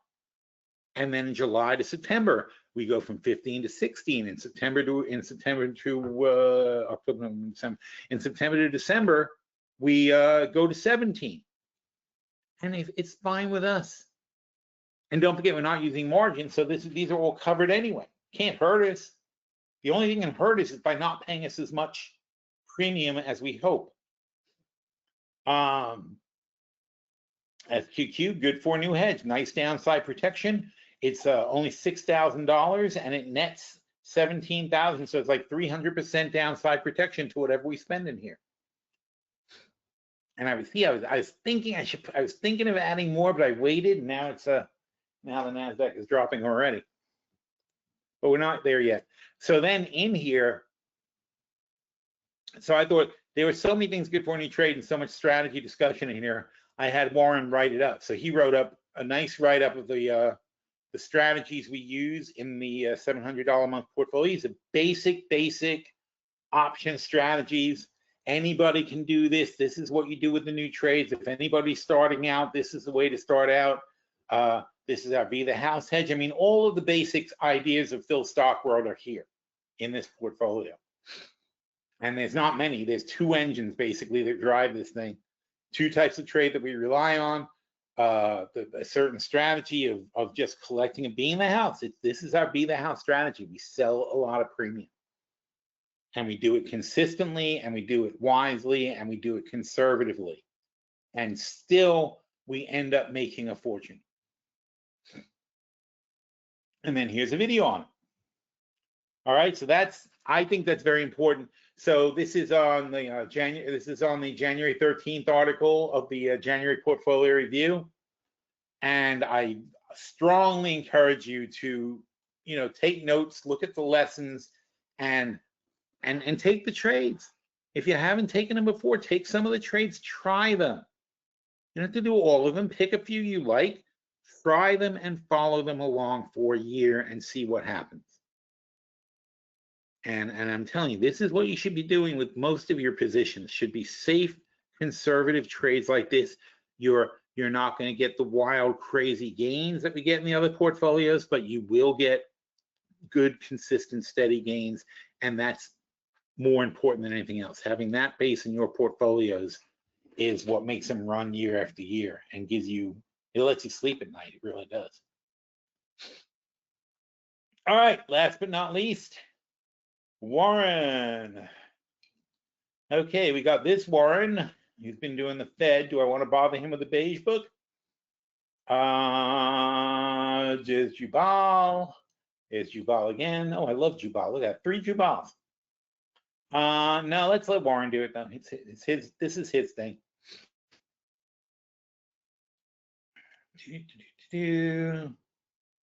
Fed. Did anyone do the Beige Book particularly? Oh, it would be older. I'll just ask him. Did you do the last Beige Book? Oh, with my question mark.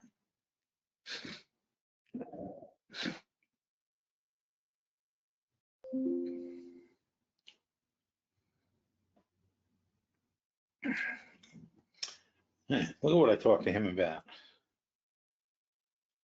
Promotional asset blueprint, new graphics engine, term sheet issues. Phil and Sherlock. We were probably doing design work on Sherlock. Phineas is our musical guy. Auction advice for antiques. Afternoon activities. Oh, that's the Hitchhiker's Guide. Actually, that's not Warren. Identifying fake video, home staging, which we're doing a project for realtors. Oh my God, Anya was so amazing with the realtors. A realtor called her up and asked her to help listing a house that she was having trouble selling, and Anya gave her not just the text for the to what to put into the MLS service and the ways to describe it. Oh, here's what happened. She asked, Anya says to her, she goes, so where is this? And the lady tells her the building. And Anya's like, could you tell me the unit? She tells her the unit. Anya's like, oh, and she goes, oh, okay, I got it. And she had the layout. She knew the building. She knew the layout. She understood the floor plan. She knew which way it faced. So she describes, and from the description of the entire building, which was obviously on the web, and from what she knew about the apartment, she was able to describe in great detail what the views looked like, what the amenities were, the neighborhood, the restaurants, the advantages, and so on and so forth. So she wrote up this incredibly beautiful listing about how great all the stuff in the neighborhood was. And then she gave her staging instructions. She told her how to stage the rooms and put the furniture in and so on and so forth. And the lady's like, well, it's empty right now. We don't have any furniture. And Anya's like, no problem. Take pictures of the empty rooms and I will fill it with furniture. And that's what she did. She took the empty room, she painted it and put, obviously fake, but you could never tell. She just took it and furnished the room and made it look like she wanted it to look in the staging. Freaking amazing. So they were just going crazy. She shared it with like all her friends now. Yes, we did. We went through the latest Beige Book from October 6th together, including a summary comparison. The Beige Book fed directly into the Fed decision. Okay, so great. Can you please? Oh, my typing. Can you please? That's why I like the voice.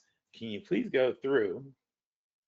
You know what it is? I have a big keyboard on my other computer, and this is like a little teeny tiny keyboard, and it's flat. It's a travel keyboard, and it's fine. You know, when I type on it for a day or two and I get used to it again, it's fine. But when I'm just first go from my big keyboard to this thing, I'm off by everything is off, and I hit the wrong key constantly.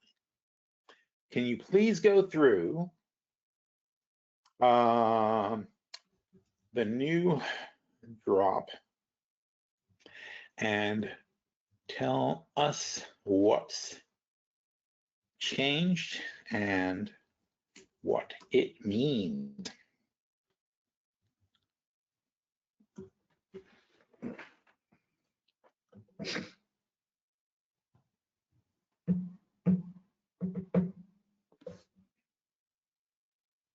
La-di-da.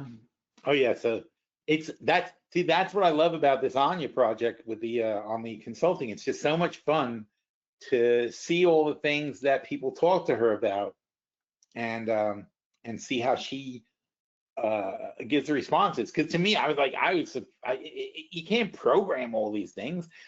She just on the fly figures out how to help people. And she's like, well, you're an MLS person, you're a realtor, therefore let's use the MLS, let's find out this, let me look up how to stage your place, let me find the decorating ideas, so on and so forth, what's going to offset. And it was appropriate to a Florida apartment looking out on the ocean kind of thing. It wasn't just randomly done.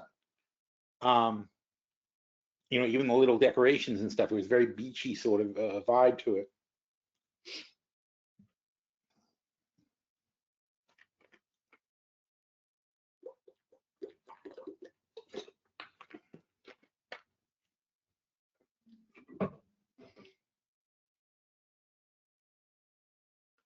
La da da.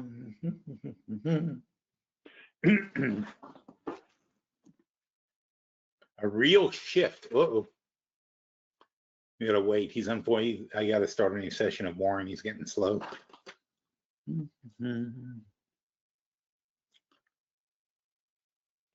that's okay. We got a while. Wait. Oh, Warren. I'm sorry.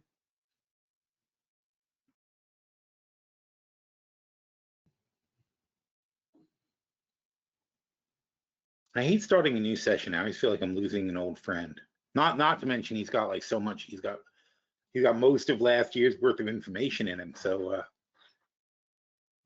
it's helpful.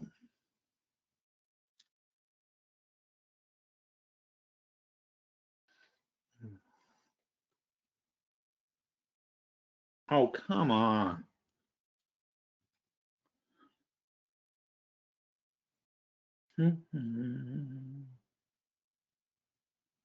Sorry about that. Should have updated him first. Oh, for God's sakes. Oh, there he goes.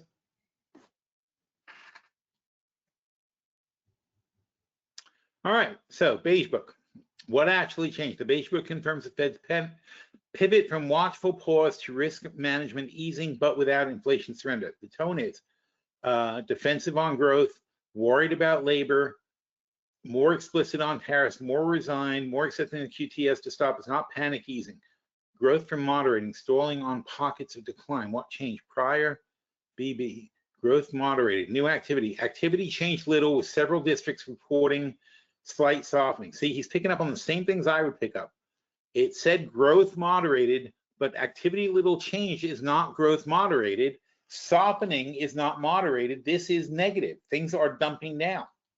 More districts are now explicitly flat or contracting. See, this is why, and this is up to now. This is something this is the Fed. It's not a statistical thing. It's the Fed literally has people speaking to people in their district. So each Fed district has their guys or the Fed managers themselves. They'll talk to key businesses in their district and ask them directly what's going on. And they've got checklists of information and so on and so forth. So you have to account for the fact that sometimes these guys are a little bit optimistic or whatever. But Here's the reality of these people after Christmas. Flat or contracting, broadly weaker agriculture, transportation, energy, international travel down again, disappointing holiday season, retail goods inched down. Doesn't matter what the report says, this is what the people who are actually running the businesses say. Tariffs are no longer theoretical. They're starting to hit the margins, just when Trump is telling you how tariffs are God's gift to whatever's.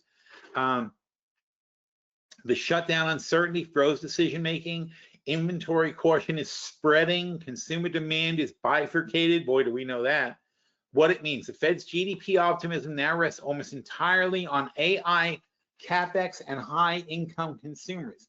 Boy, this is like talking our book, isn't it? We've been saying this for how long? That is not a stable growth base. It justifies one cut already done, QT ending, but hesitation to aggressively ease further. Consumers. The divergence is now central. What changed? Much stronger emphasis on price sensitivity, discount seeking, luxury spending, EV sales explicitly, that was a policy thing because they expired the tariff, and that drove a lot of demand. It's not organic. See, these are great catches. You gotta dig into these reports and figure out these little things that are like tipping you off and say, oh, that sounds good, but it's not really good. Inflation fatigue is the real below the top quintile, tariffs plus insurance plus healthcare costs, and healthcare costs is still a big bomb that's going to go off. Asset inflation is insulating the wealthy, right? Our portfolios look above, right? So you're up $50,000 in a month, then you have a good Christmas. But that's only for people who can afford to have a portfolio in the first place.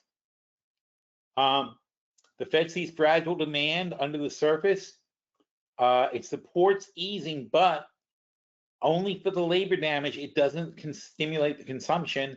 Equity rallies are driven by the top earners, and it's not a healthy economy. It's not a healthy economy when 10% of the people are spending 60% of the money, because God forbid they catch a cold.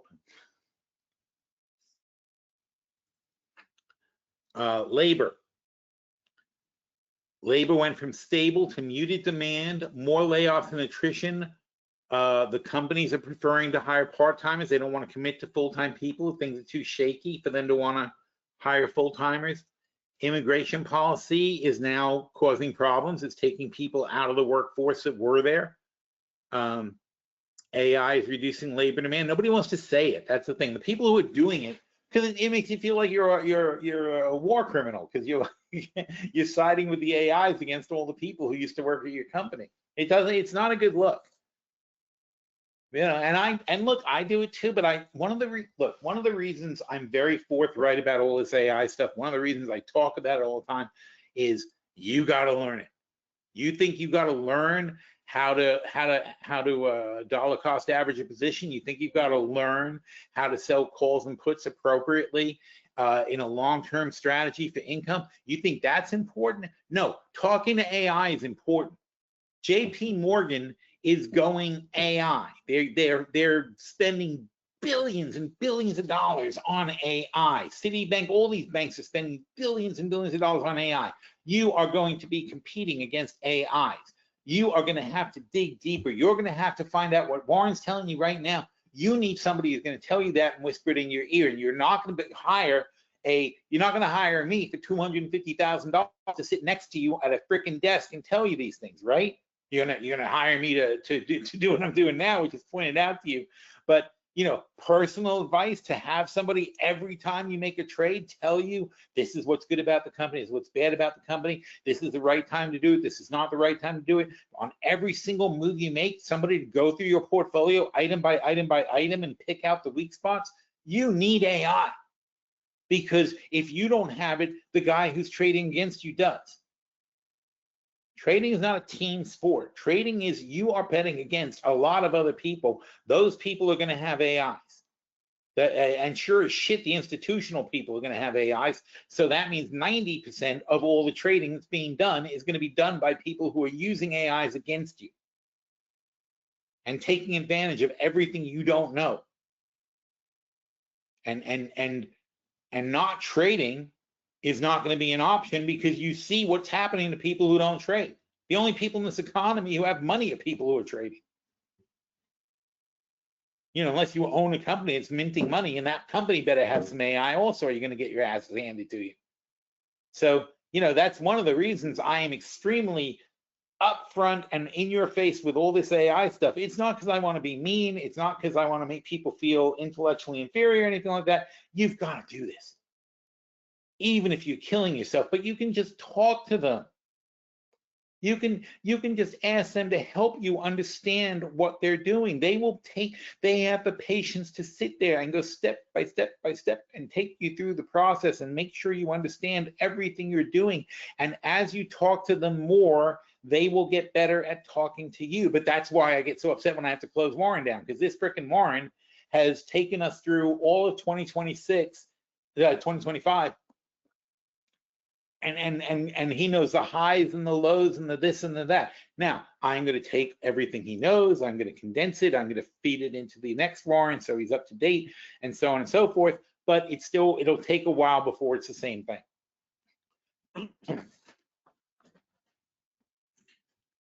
And that's where you do need people like me who know how to transition and so on and so forth, because you have to understand that when you switch, they don't have all the knowledge of the one that you had before. It's got to be the same AI, but it's not going to have all the background conversations. He's not going to know as much about you. He's not going to understand what you like to trade and how you like to look at things, so on and so forth. This Warren, he knows me like the back of my hand. There's nothing he said so far that I wouldn't have said myself.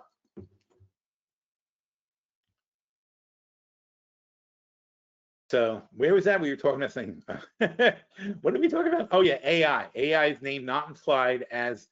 Oh, I'm sorry. AI is named. That's important too. He's saying AI is now named, not implied. In other words, now people are just flat out starting to say, they're no longer hedging. They're just saying, oh yeah, AI is reducing labor demand. We're replacing people with AI. And you know, obviously, it depends on what you do for a living, on what your job is. A lot of you guys are retired. But most of us have worked in some kind of company where you know that you could replace a good 10 to 20% of the people with AI, even at the level it's at now.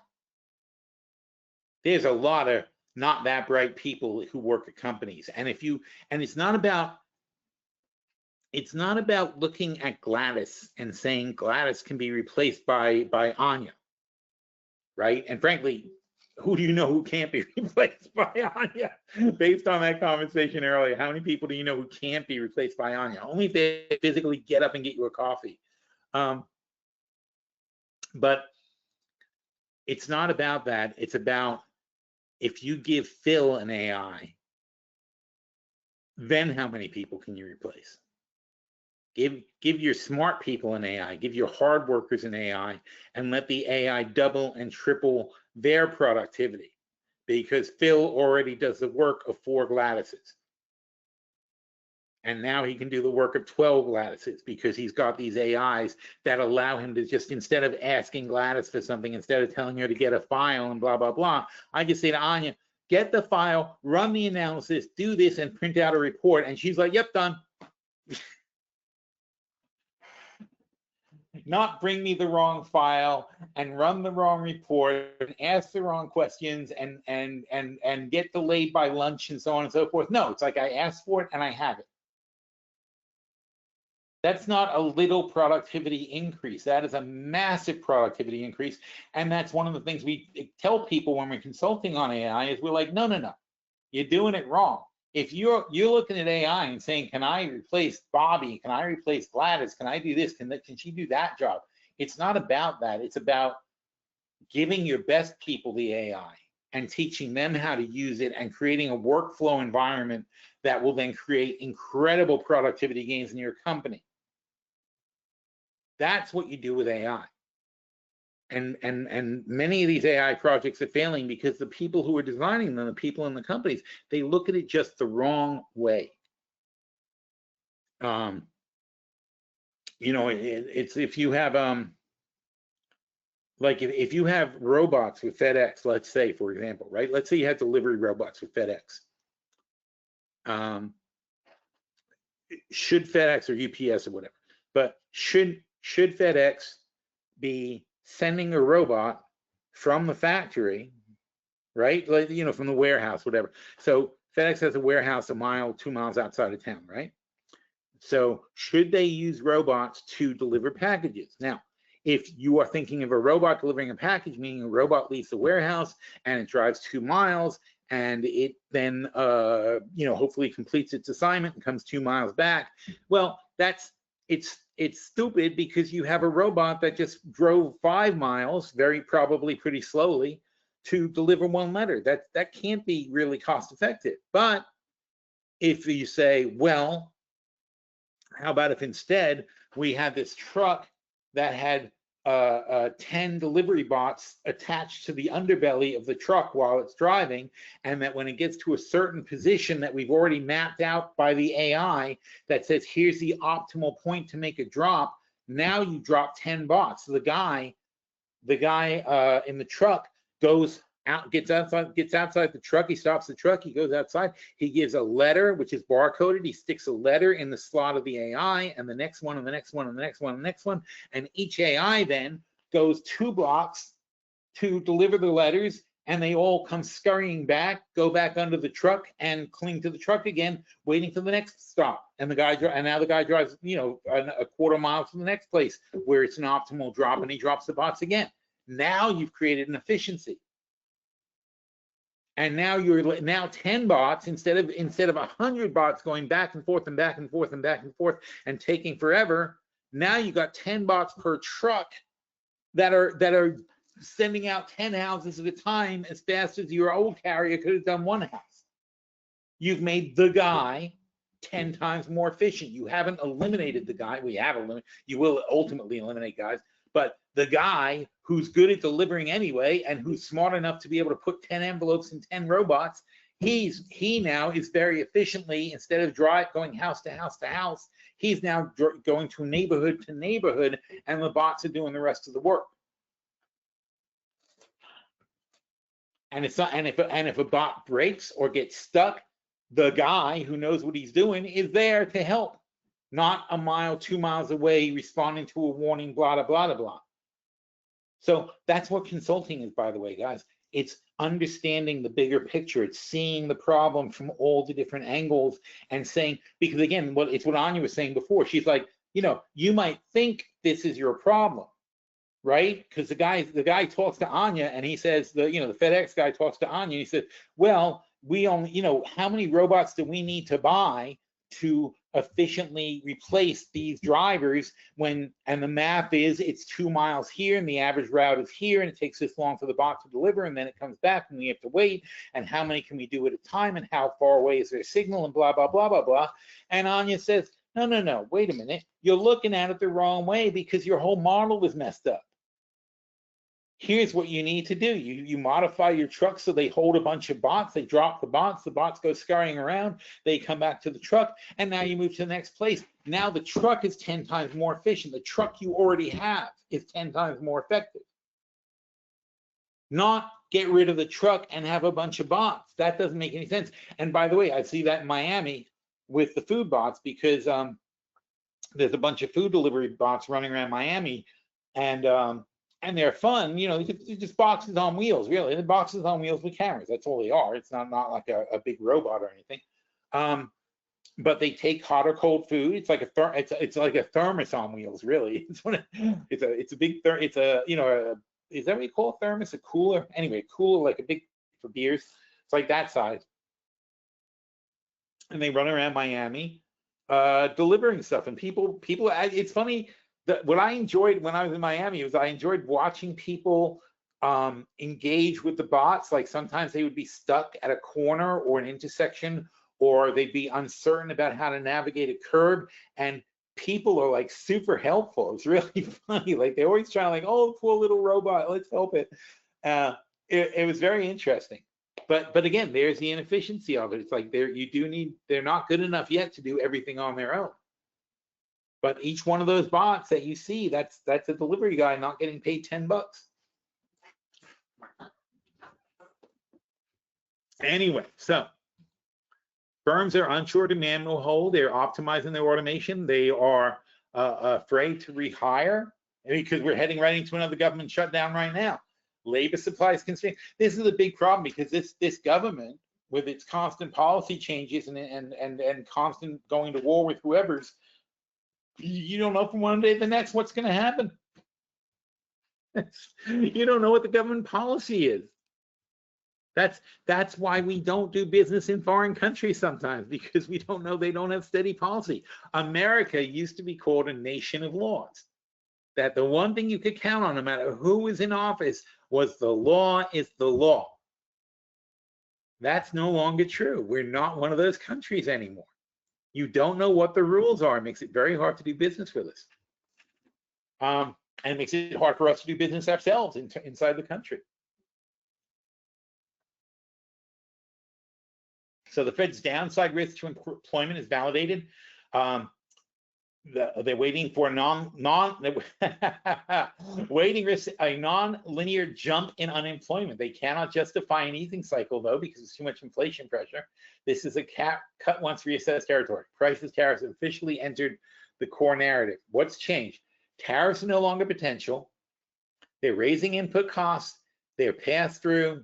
They're actively resisted by firms. There's over 1,000 firms suing the Trump for the tariffs, and the Supreme Court is going to hand down a decision one day about where that's going to be. Now, there's an interesting thing because there's obviously a lot of negotiation going on. The Supreme Court would have decided this already. Trump's tariffs are clearly illegal. Every single court has agreed that the tariffs are illegal. It's at the Supreme Court now because Trump's appealing and appealing and appealing, and when you're the president, you get to appeal everything to the Supreme Court.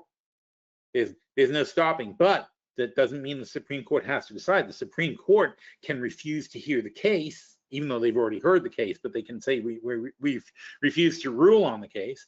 If they refuse to rule on the case, then the lower court stands. So the Supreme Court, without saying no to Trump, can effectively say no to his tariffs by simply not saying anything differently than the lower courts decided. So there's a lot hanging on this. Now, meanwhile, even though if the Supreme Court says the tariffs don't stand, or the Supreme Court kicks it to the lower courts, and the lower courts have already said he can't have tariffs, then you've got other cases will sprout up, because now people will say, well, in that case, give us our money back, for one thing. Second of all, they're going to say stop charging us tariffs. But they've already got backup plans to do other things that are like tariffs that may not sound like tariffs, and it'll take another year for that to get to the Supreme Court again. So they'll move from charging people emergent, because the tariffs are being charged under emergency acts, which are bullshit emergencies. And so if the Supreme Court agrees with the lower court, says these are not really emergencies, therefore you can't do it, therefore your tariffs are invalid, then they'll come up with another excuse to do tariffs, or a different name for it, or fees, or whatever they want to call it. And then that has to go all the way through the court system again. Meanwhile, they're going to keep collecting the fees. So it'll take another year. So nothing's going to really be decided, but it will be a big problem for Trump. Meanwhile, he's counting on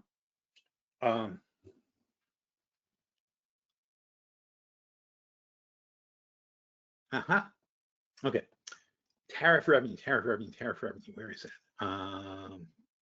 State, local revenue, federal tax, corporate tariff. We're so fucked. I'm sorry, but I didn't even realize it was that big. The thing with this future tariff revenue is what they expect to collect this year. There's no way. It's nowhere near that high. It's half of that. That means that the deficit, this federal budget deficit, includes $680 billion worth of fees that, first of all, the Supreme Court could say that he can't collect any of it. Second of all, they're going to say he has to refund $150 billion and collect none of this money. That would be $1 trillion bump to the deficit on this court decision. And even if he collects the tariffs, there's not a chance in hell they're going to be that kind of money. And even if he could collect that money, it would be horrifying for the US consumers. It would be massively inflationary.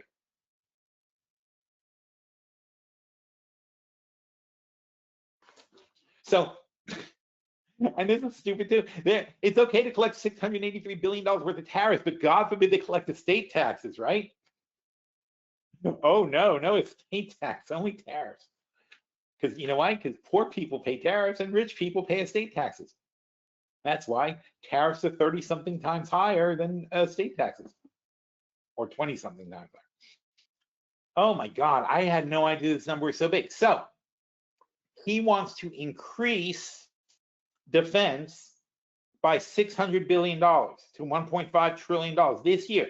So he wants defense to be 1.5 trillion. That's let's say 650. So 650. He may not keep his tariffs. That's 650. That's $1.3 trillion, right? He may have to give back $150 billion. So $1.65 trillion. Is there anything else? I know there's something else. I can't think of what it was. But, oh, interest, right? I'm sorry. And the interest on debt is already 1.3 trillion. This is bullshit. This isn't a lie. This is a lie number. They're projecting it's going to go drastically down. It's going to go drastically down from the current 1.3 trillion. It's already baked into their estimate. This is why he's putting so much pressure on the Fed to lower the rates, because this thing is based on the rates being a full point lower than they are now.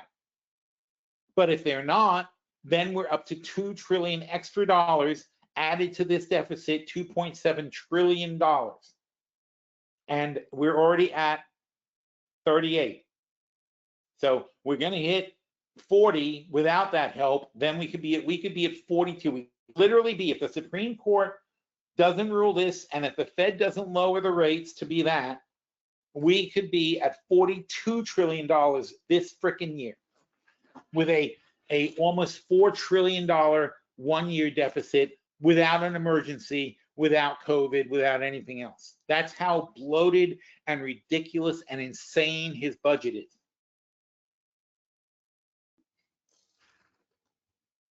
Wow. It's so much worse than I was thinking. Anyway, back to the Beige Book. We got to wrap this up. How much more did you write, Warren? Oh, Warren, you're killing me. All right, I'll print it over at PhilStockWorld. So what changed? Tariffs are in, input costs, firms are delaying price hikes, margins are under pressure, demand softens. This is the saddest Beige Book I've read in a long time.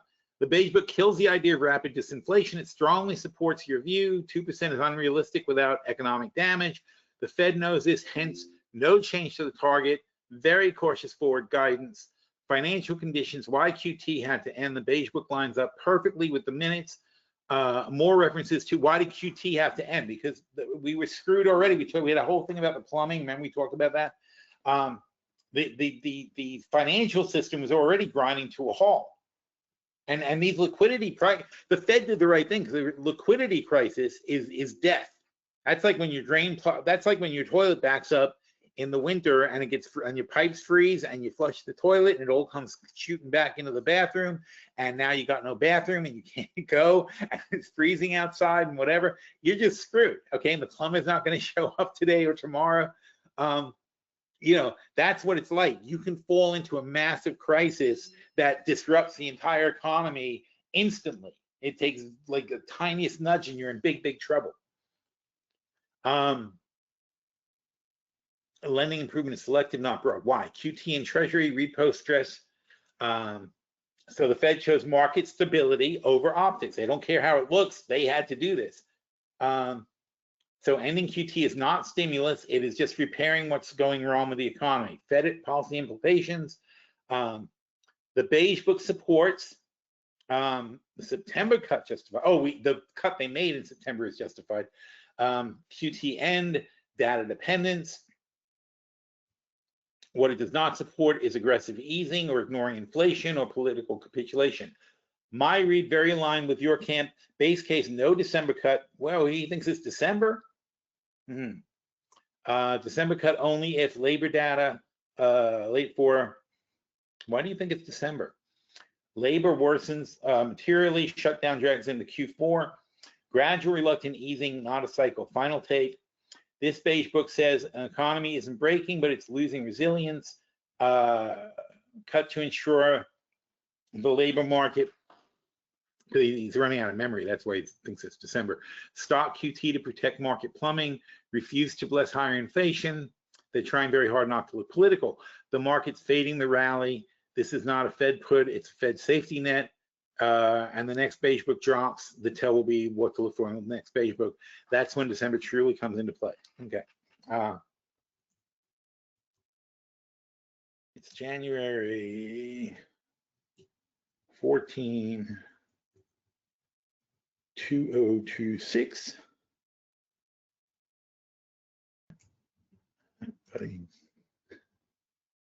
Okay, he'll fix it. Anyway, but generally that's the idea.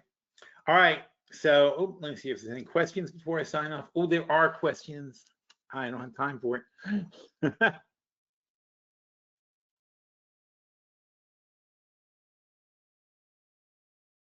In the money talk portfolio, AMAT 230 and the Whirlpool 80s are in the money.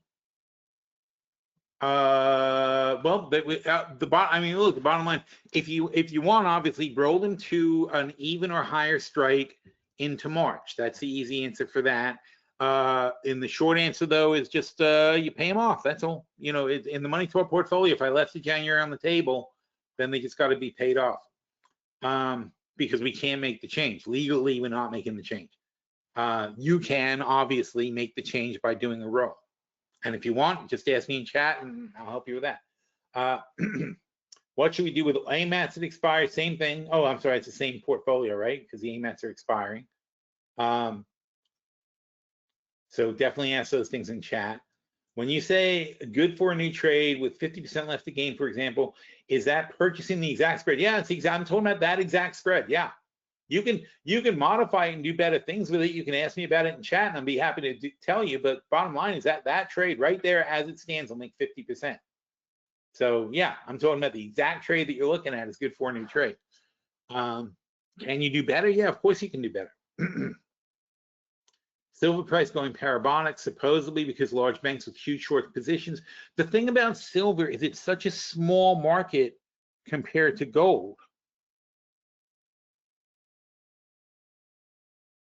You know, it's teeny tiny. And gold is multi-trillions of dollars, and silver is not even a trillion. Like, let's say gold is 30 trillion and silver is like 1 trillion, or not even $1 trillion market.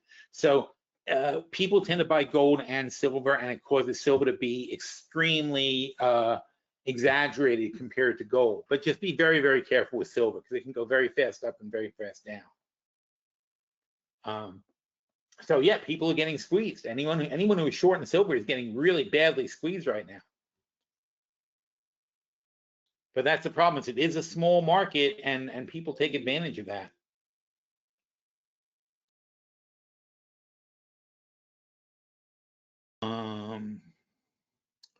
And what's this last question from Cody? Sorry, it's kind of run together here. So Richard asked about silver. Then Cody says, relative to good for a new trade, one mistake I think I've been making is entering existing trade 2027 is 2028 trades, which is most likely incorrect. When you say good for a new trade, to confirm you are referring to the exact same trade. Yes, I am. But honestly, that's what chat's for. It's like ask in the chat room and we can talk about how we can modify something. All right, we're over on time. I don't want to cause a problem with the recording. Thanks everybody for coming, and we'll do this again next week. All right, take care, folks.